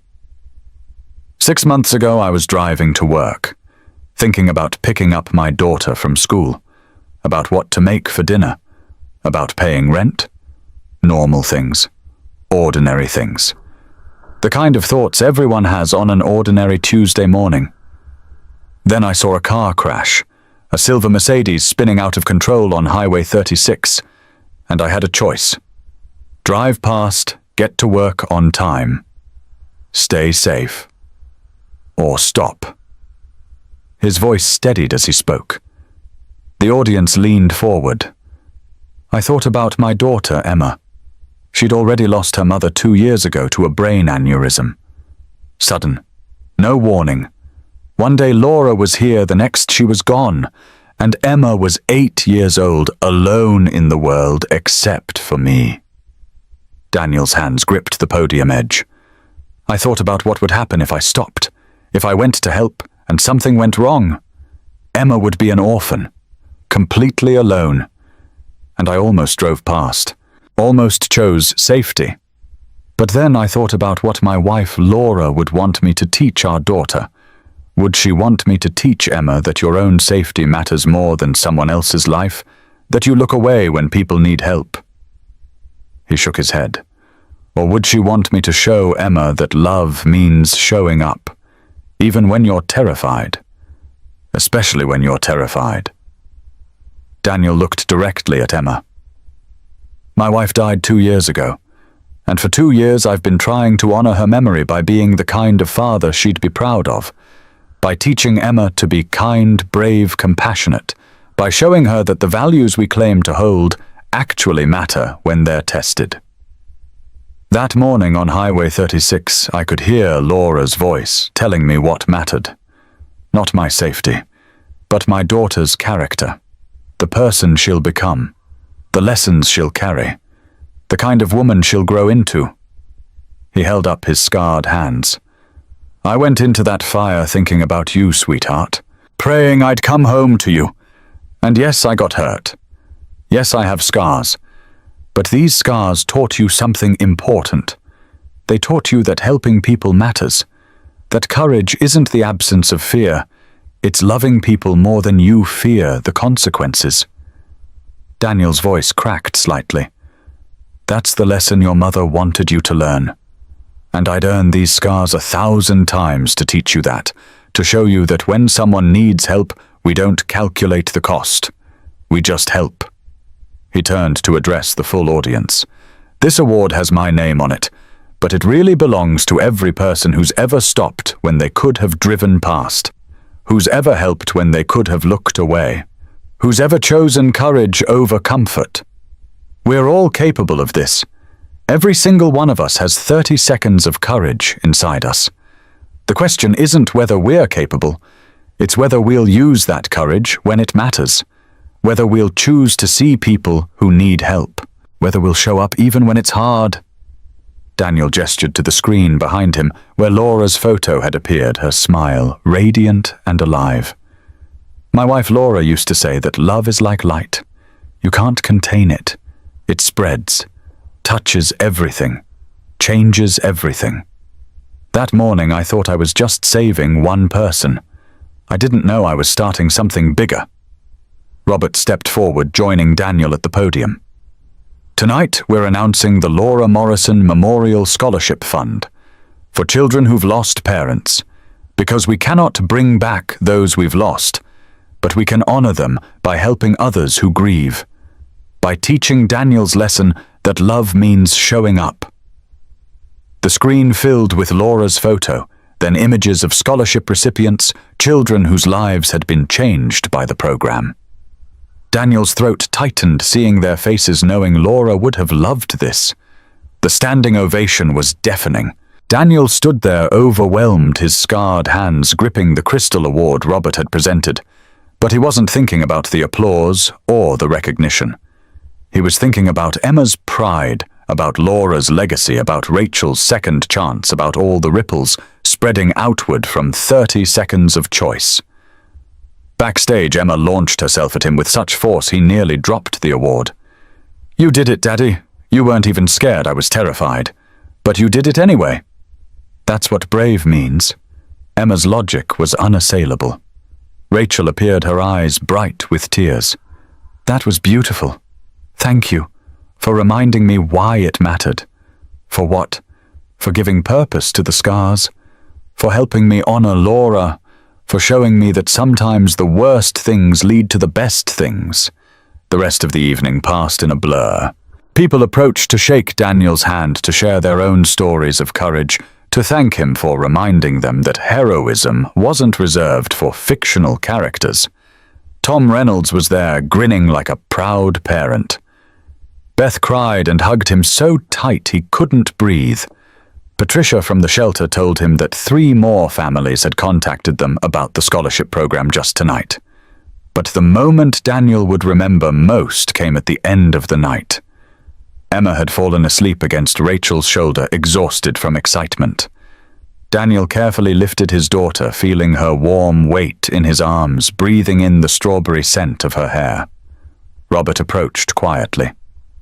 Thank you, he said simply, for saving my daughter, for teaching me what it means to be present, for showing me that success isn't measured in quarterly reports, but in the lives we touch. Daniel adjusted Emma's weight. Thank you for giving me the chance to honor Laura, for helping me turn tragedy into something meaningful. That's what you taught me, Robert said, that we honor those we've lost by living in a way that's worthy of their love, by being the kind of people they'd be proud to know. After Robert left, Rachel walked with Daniel to his car. Emma stirred slightly but didn't wake as Daniel settled her into the back seat. She's going to talk about this for weeks, Rachel said, smiling.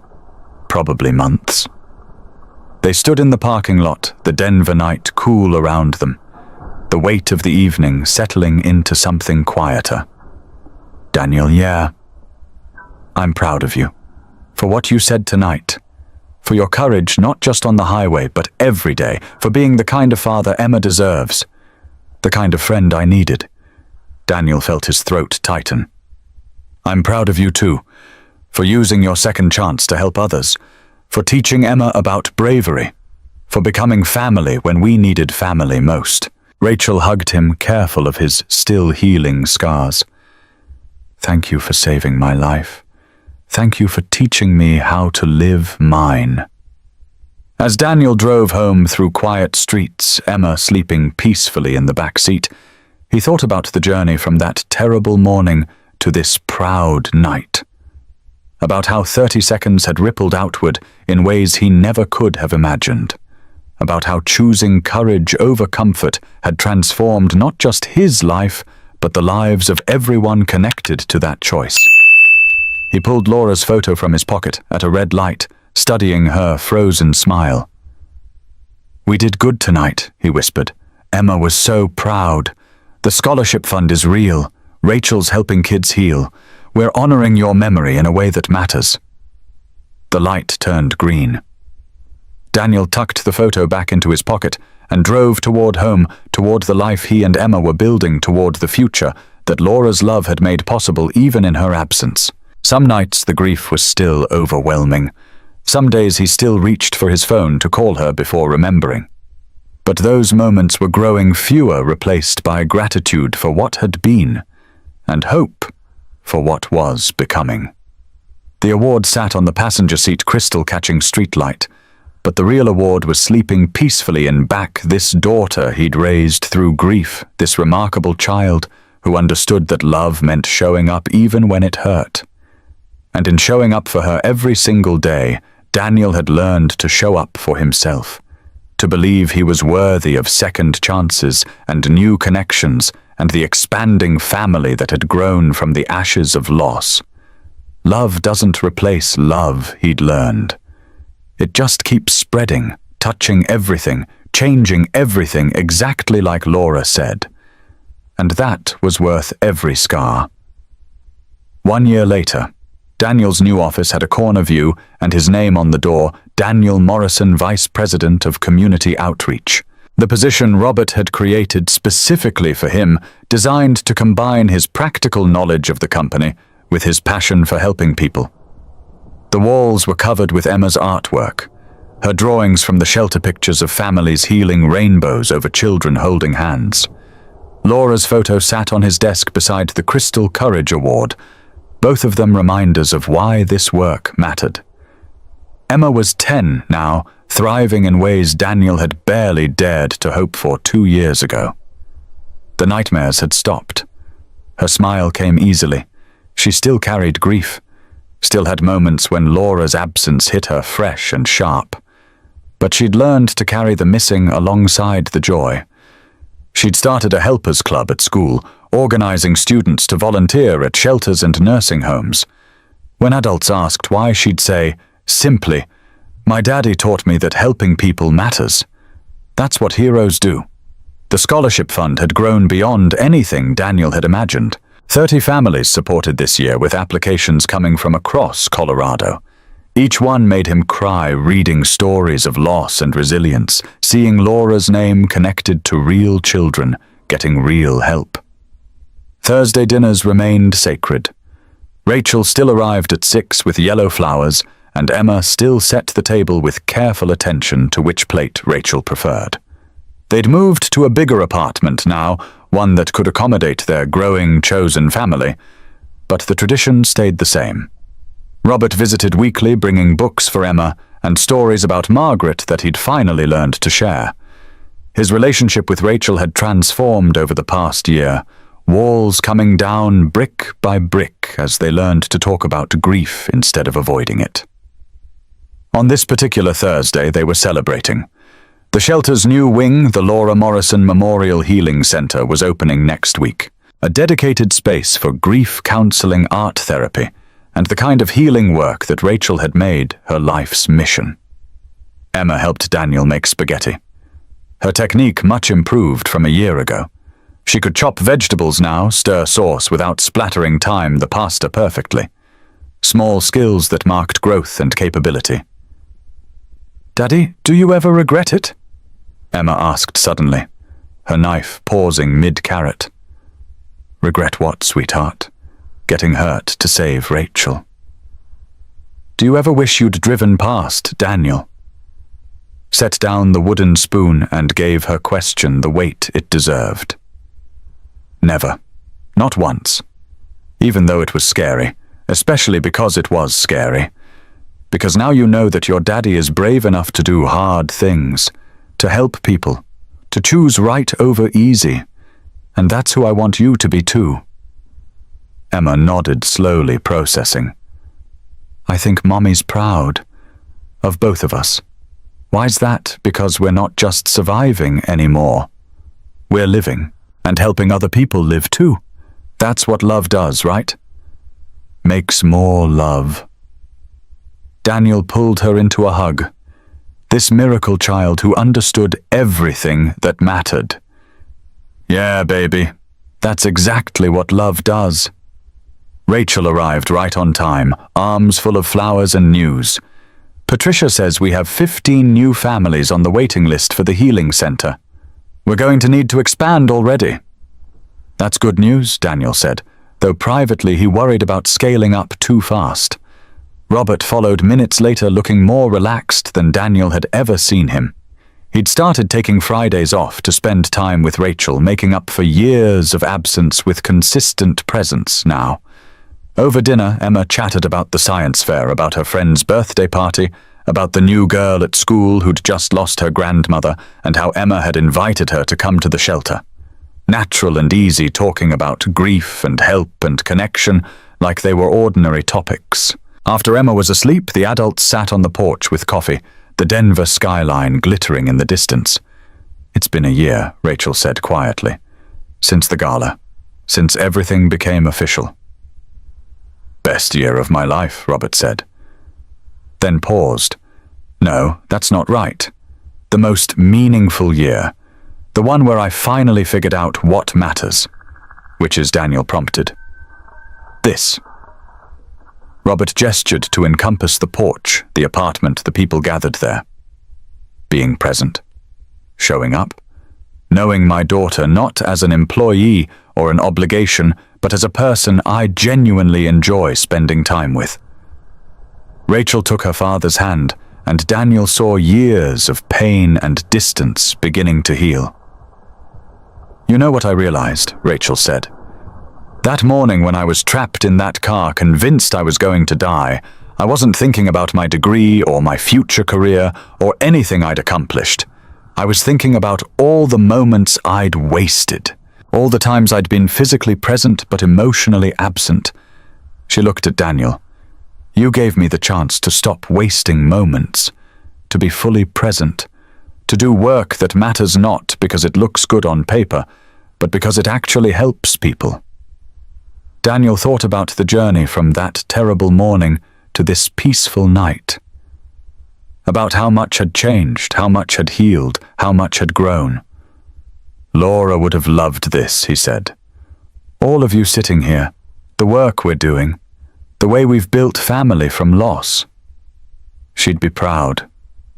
Robert agreed. "Of all of us, but especially of Emma. That child has more wisdom than most adults I know. She gets it from good teachers." Rachel smiled at Daniel. "She learns by watching you be brave every day. Not the dramatic kind of brave, but the showing up kind. The doing the hard work kind. The choosing connection over isolation kind. That's the best kind," Robert said. "The kind that actually changes lives." They sat in comfortable silence.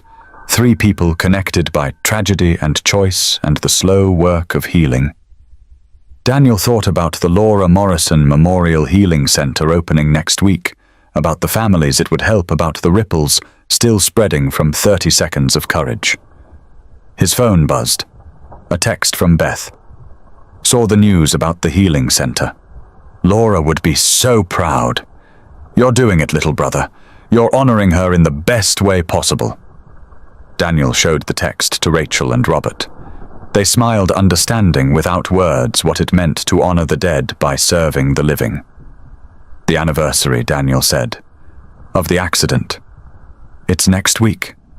"I know," Rachel said softly. "I've been thinking about it, about what I want to say to you, to Emma, to everyone who's been part of this journey." "What do you want to say?" "That I'm grateful. Not for the accident, but for what came after. For the choice you made, for the family we've become, for learning that sometimes the worst days lead to the best things if we're brave enough to keep showing up." Robert cleared his throat, emotion thick in his voice. "I want to say thank you, for giving me more time with my daughter, for teaching me what it means to be a father, for showing me that it's never too late to change, to grow, to become the person you should have been all along." Daniel felt tears building. "You don't have to thank me. You've given us everything. The job, the scholarship fund, the healing center. You've made Laura's legacy real." "No," Robert said firmly. "You made Laura's legacy real. I just provided resources. You provided the vision, the heart, the understanding of what these families actually need. That's not something money can buy." The Denver night was cool autumn starting to turn toward winter.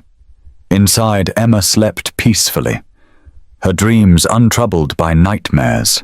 On the walls, her artwork documented a year of healing, of growth, of learning that broken things could be made whole. Daniel thought about the journey ahead. The healing center opening, more families to help, more children to teach that grief was survivable, more work to do in Laura's name, honoring her memory by serving others the way she always had. It wasn't the life he'd planned. Laura was supposed to be here, supposed to grow old with him, supposed to watch Emma grow up. But loss had taught him that life rarely went according to plan, that sometimes the universe broke things open in terrible ways, that somehow impossibly led to beautiful things. 30 seconds had changed everything. One choice had rippled outward, touching lives in ways he was still discovering. And the work wasn't done. Would probably never be done. There would always be more families who needed help, more children who needed to know they weren't alone, more opportunities to choose courage over comfort. But tonight, sitting on the porch with friends who'd become family, knowing Emma slept safe and loved, seeing the tangible proof that suffering could be transformed into service, Daniel felt something he hadn't felt in 3 years. Complete peace, not the absence of grief. He would always miss Laura, but peace in knowing he was living in a way that honored her, that the choice he'd made that morning on Highway 36 had been right. That courage compounded, spreading outward in ripples that touched more lives than he could count. "Thank you," he said to Rachel and Robert, "for being part of this, for showing up, for choosing us as family." "Thank you for saving my life," Rachel said, "for teaching me how to actually live it." "Thank you for saving mine," Robert added, "for reminding me what matters." They raised their coffee cups in a quiet toast. To Laura, Daniel said. To Margaret, Robert added. To second chances, Rachel finished. And to all the people, their courage would help heal in the years to come. That night, after Emma was asleep, Daniel sat at the kitchen table and pulled out Laura's coffee mug from the cabinet. He made himself coffee and drank from her mug, something he'd done many times now since that first night after the gala. He looked at Laura's photo on the mantel. 3 years, he told her. 3 years since the accident. And look at what we've built. Look at Emma, how she's thriving. Look at all the lives we've touched in your name. The photo smiled back, eternal and unchanging. I miss you every single day. But I'm learning that missing you doesn't have to mean my life stops. That I can honor your memory by living fully, not by staying stuck in grief. His phone buzzed. A text from Rachel. Today was perfect. Laura would be so proud. Thank you for letting me be part of your family. Thank you for choosing us. Daniel typed back. For showing Emma what strength looks like. For being exactly who we needed. Because that was the final truth he'd learned. Family wasn't just biology. It was choice. It was showing up. It was choosing each other day after day, year after year, through joy and grief and everything in between. Daniel looked around the apartment at Emma's artwork covering the walls, at the photos documenting their journey, at all the evidence that life continued despite loss. That love persisted despite death. That courage compounded, creating more courage, more love, more healing than anyone could measure. 30 seconds had changed everything. One choice had rippled outward for 3 years and counting. And the work wasn't finished. Would never be finished. There would always be more families to help, more children to heal, more opportunities to choose courage. But tonight, Daniel allowed himself to feel complete, to acknowledge that while the grief would never fully disappear, it had been joined by joy, by purpose, by the knowledge that suffering could be transformed into service. Laura's legacy lived on. Not just in Emma's face, or the scholarship fund, or the healing center, but in every act of courage they inspired, every family they helped, every child who learned that grief was survivable and love was endless. That was worth every scar, worth every moment of fear, worth the choice that had seemed impossible in the moment, but had proven to be the most impotent decision of his life. Love you to the moon. Daniel whispered to Laura's photo one more time.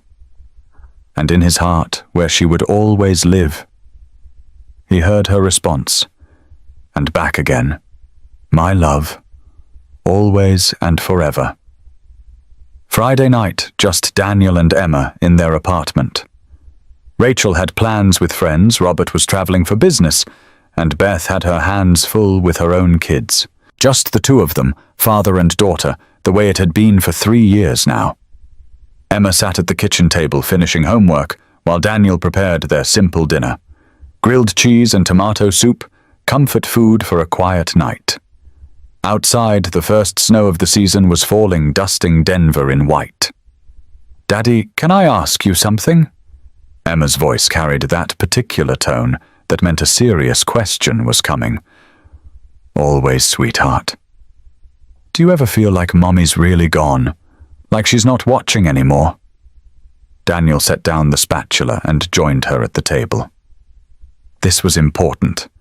This deserved his full attention. Sometimes he admitted, sometimes I can't feel her presence at all, and it scares me. Makes me worry I'm forgetting her, or that she's really just gone and not watching from anywhere. Emma nodded, relieved by his honesty. Me too. Sometimes I try really hard to remember her voice and I can't. And then I feel bad, like I'm a terrible daughter. You're the best daughter. Daniel took her hands. And you know what I think? What I think Laura isn't just one place or one feeling. She's in the way you help other kids at the shelter. In the kindness you show your friends. In the courage you have when things are scary. She's not watching from somewhere else. She's part of who you are. Emma's eyes filled with tears. You really think so? I know so. Every time you're brave or kind or compassionate, that's Laura living through you. That's how she's still here. They sat together in comfortable silence, the kind of silence that only comes with deep understanding between two people who've walked through fire together. Can I tell you something? Emma asked. Anything. I'm glad Rachel's our friend, and Robert too. She paused, choosing words carefully. Not instead of Mommy, but like we're making more family. Like love is growing instead of shrinking. Daniel felt his throat tighten. That's exactly right, baby. Love grows. It doesn't replace anything. It just keeps expanding. Do you think Mommy would be okay with that? With us having new people in our life, I think Mommy would be thrilled, She never wanted us to stop loving just because she was gone. She'd want us to have the biggest, most love-filled life possible. Emma smiled through her tears. That's what I thought too. They ate their simple dinner, snow falling outside the window, the apartment warm and safe around them. After dishes, Emma curled up on the couch with Daniel, both of them reading her small body fitting perfectly against his side. This was the life Laura had wanted for them, Daniel thought. Not a life without pain or loss, but a life where they could hold both grief and joy, where they could miss her desperately while also being grateful for what they had, where love kept expanding instead of contracting. At 9, Emma started yawning. "Time for bed," Daniel said. "Can you tell me a story about Mummy?" Of course. In her room, surrounded by artwork and photos, and all the evidence of a childhood being lived despite loss, Emma climbed into bed with her rabbit. Daniel sat beside her, thinking about which story to share. "Did I ever tell you about the time Mommy got lost in the grocery store?" No, Emma's eyes went wide. She'd gone to get milk, and I was waiting with you in the baby seat in the cart. You were maybe 2 years old, and we waited, and finally someone came on the loudspeaker. "Would Daniel Morrison please come to the pharmacy?" What happened? Daniel smiled at the memory. Laura had somehow ended up in a completely different store. She'd walked through a connecting door and ended up next door without realizing it. She was standing there with milk from the wrong store, completely confused about why she couldn't find us. Emma giggled. "That's silly." It was. And when she finally found us, she was laughing so hard she was crying. Said she'd been wandering around looking for the baby food aisle for 20 minutes before she realized she was in the wrong place. "What did you do?" I kissed her and told her I loved her, even though she was terrible with directions. And she said that's why she married me, because I always knew how to find my way home. And that home was wherever we were together. Emma was quiet, processing. "I miss her." "Me too, baby, every single day. But I'm glad we have stories. They make her feel closer. That's why we keep telling them. So she stays alive in our memories, in our hearts, in the way we live our lives." Daniel kissed Emma's forehead and tucked her in. As he was leaving, she called out, "Daddy." "Yeah, thank you for being brave, for saving Rachel, for helping all those kids at the shelter, for showing me that scary things are worth doing if they help people. Thank you for being you, for teaching me that broken hearts can heal, that families can grow, that love is stronger than loss." In the living room, Daniel sat with Laura's photo, the one from their wedding day. She was laughing at something off camera, her joy captured forever in that frozen moment. "We had a good talk tonight," he told the photo. "Emma asked if you'd be okay with our new family. I told her you'd be thrilled. I hope I was right." The photo didn't answer, but Daniel could feel Laura's presence in the warm apartment, in Emma's peaceful sleep, in the life they'd built from the ruins of tragedy. His phone buzzed. A text from Rachel. "Thank you for dinner yesterday, for being family, for teaching me what that means." He typed back, "Thank you for choosing us, for showing Emma what courage looks like, for being exactly who we needed." Because that was the truth of it. They'd all saved each other. Daniel's choice to stop had saved Rachel's life. Rachel's friendship had saved Daniel and Emma from isolation. Robert's gratitude had given them security and purpose. The children at the shelter had given them all a reason to transform pain into service. It was a web of mutual salvation, each person holding the others up. No one person carrying all the weight alone. Daniel thought about the year ahead. The healing center's grand opening next week. Emma's 11th birthday in the spring. More families to help more children to heal, more work to do in Laura's name. The challenges would come. There would be hard days, moments when grief overwhelmed, times when the work felt too heavy and the loss too great. But they wouldn't face those challenges alone. They had each other, this chosen family built from courage and kindness and the determination to keep showing up. "I love you to the moon, Laura," Daniel whispered to the photo. In his heart, he heard her response as clearly as if she'd spoken aloud. And back again. "My love, always and forever." He carried that certainty to bed, to sleep, to dreams of falling snow and growing families. And all the ways that love persisted despite death, despite fear, despite everything that tried to make the world smaller. Love grew. That was Laura's greatest lesson. It just kept growing, expanding, creating space for more light, more connection, more life. And in that growth, Daniel found peace. Not the peace of forgetting or moving on, but the peace of carrying Laura with him while still moving forward. Of honoring her memory by living fully. Of building something beautiful from something broken. One day at a time. One choice at a time. One act of courage rippling outward into something larger than he'd ever imagined possible. That was enough. That was everything. 3 years later. The annual scholarship gala had become Denver's premier charity event. Daniel stood in the same ballroom watching 50 scholarship recipients celebrate their achievements. 50 children who'd lost parents who'd found support and healing through the Laura Morrison Memorial Scholarship. Emma was 12 now, tall and confident, no longer the grief-stricken 8-year-old who'd fed her father applesauce in a hospital bed. She stood on stage giving her own speech, her voice clear and strong. 3 years ago, my dad made a choice to stop when he could have driven past. He didn't know then that saving one person would help save so many more. All of us here tonight are proof that courage matters. That one brave choice creates ripples we can't imagine. The audience listened raptly as Emma spoke. Daniel felt tears building pride, overwhelming him. This remarkable child who'd taken her own pain and transformed it into compassion for others. Rachel sat beside him now, the director of community wellness at Paramount Technologies.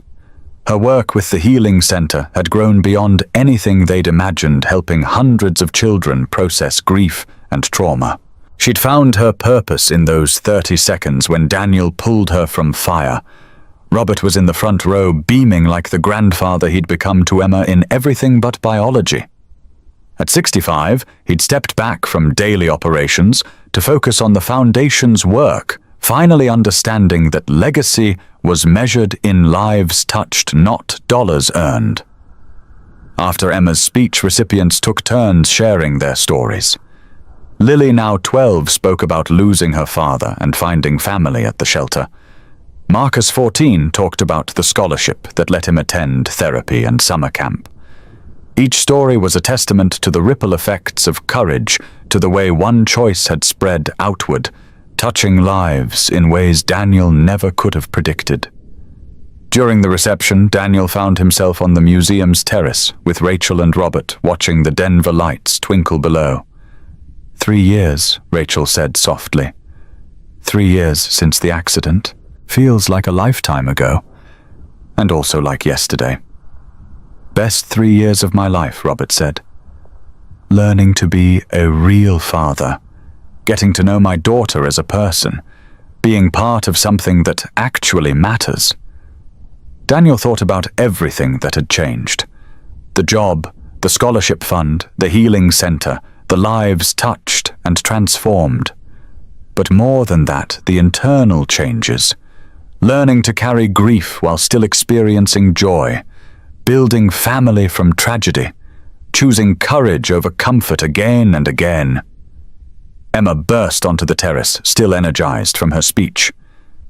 Daddy, Mrs. Patricia says 3 more families signed up for the program tonight. That's wonderful, sweetheart. Emma looked between the 3 adults, her expression serious. You know what I've been thinking? What's that? That morning when you saved Rachel, you thought you were just helping one person, but really you were helping all of us. Me, because I got to see my dad be brave. Rachel, because she got to live. Mr. Robert, because he got more time with his daughter. All those kids at the shelter, because the healing center exists. That's what courage does. It spreads.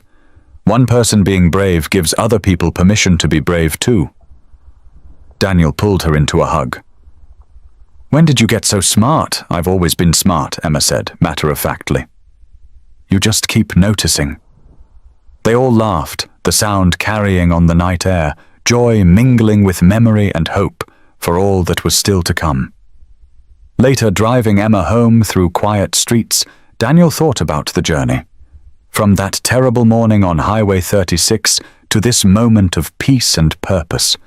From broken widower, barely surviving, to someone who'd learned to thrive while honoring loss. Daddy Emma's voice was sleepy from the back seat. "Yeah, sweetheart, I think Mommy would be really proud of us, of everything we've built. I think so too, baby." Emma yawned. Not just the scholarship and the healing center, but like us. How we're still us, even though she's gone. How we still love her, but we also love new people. How we're sad sometimes, but also really happy. That's exactly what she would want. At home, Emma went straight to bed, exhausted from the excitement. Daniel stood in her doorway, watching her sleep, this miracle child who'd taught him more about courage than he'd ever taught her. In the living room, he sat with Laura's photo. 3 years since the accident. And look at what we've built. Look at Emma, how she's thriving. Look at all the lives we've touched in your name. I miss you every single day. But I'm learning that missing you doesn't have to mean my life stops. That I can honor your memory by living fully, not by staying stuck in grief. Daniel looked around the apartment at Emma's artwork covering the walls, at the photos documenting their journey, at all the evidence that life continued despite loss. That love persisted despite death. That courage compounded, creating more courage, more love, more healing than anyone could measure. 30 seconds had changed everything. One choice had rippled outward for 6 years and counting. And the work wasn't finished, would never be finished. There would always be more families to help, more children to heal, more opportunities to choose courage. But tonight, Daniel allowed himself to feel complete. To acknowledge that while the grief would never fully disappear, it had been joined by joy, by purpose, by the knowledge that suffering could be transformed into service. Laura's legacy lived on. Not just in Emma's face or the scholarship fund or the healing center, but in every act of courage. They inspired every family they helped, every child who learned that grief was survivable and love was endless. That was worth every scar, worth every moment of fear, worth the choice that had seemed impossible in the moment, but had proven to be the most important decision of his life. "Love you to the moon," Daniel whispered to Laura's photo one more time. And in his heart, where she would always live, he heard her response. And back again. "My love. Always and forever." 30 seconds. That's all it took for Daniel Morrison to change everything. 30 seconds between driving past and stopping. Between safety and courage, between one life saved and hundreds transformed. Friends, if this story touched your heart, don't let it end here. Daniel thought he was just saving one person that morning on Highway 36, but really he was proving something we all need to remember, that ordinary people can do extraordinary things, that one brave choice creates ripples we never imagined possible. That courage isn't about being fearless, it's about loving people more than we fear the cost. Hit that subscribe button and join our Soul Lift Stories family for more stories that restore your faith in humanity and remind you that heroes walk among us every single day. Share this story with someone who needs to remember that sometimes the most broken moments create the most beautiful beginnings. Because sometimes when you risk everything for a stranger, you discover they were never really a stranger at all. They were family you just hadn't met yet. Thank you for watching. And remember, you never know when your 30 seconds of courage might transform not just someone else's life, but your own.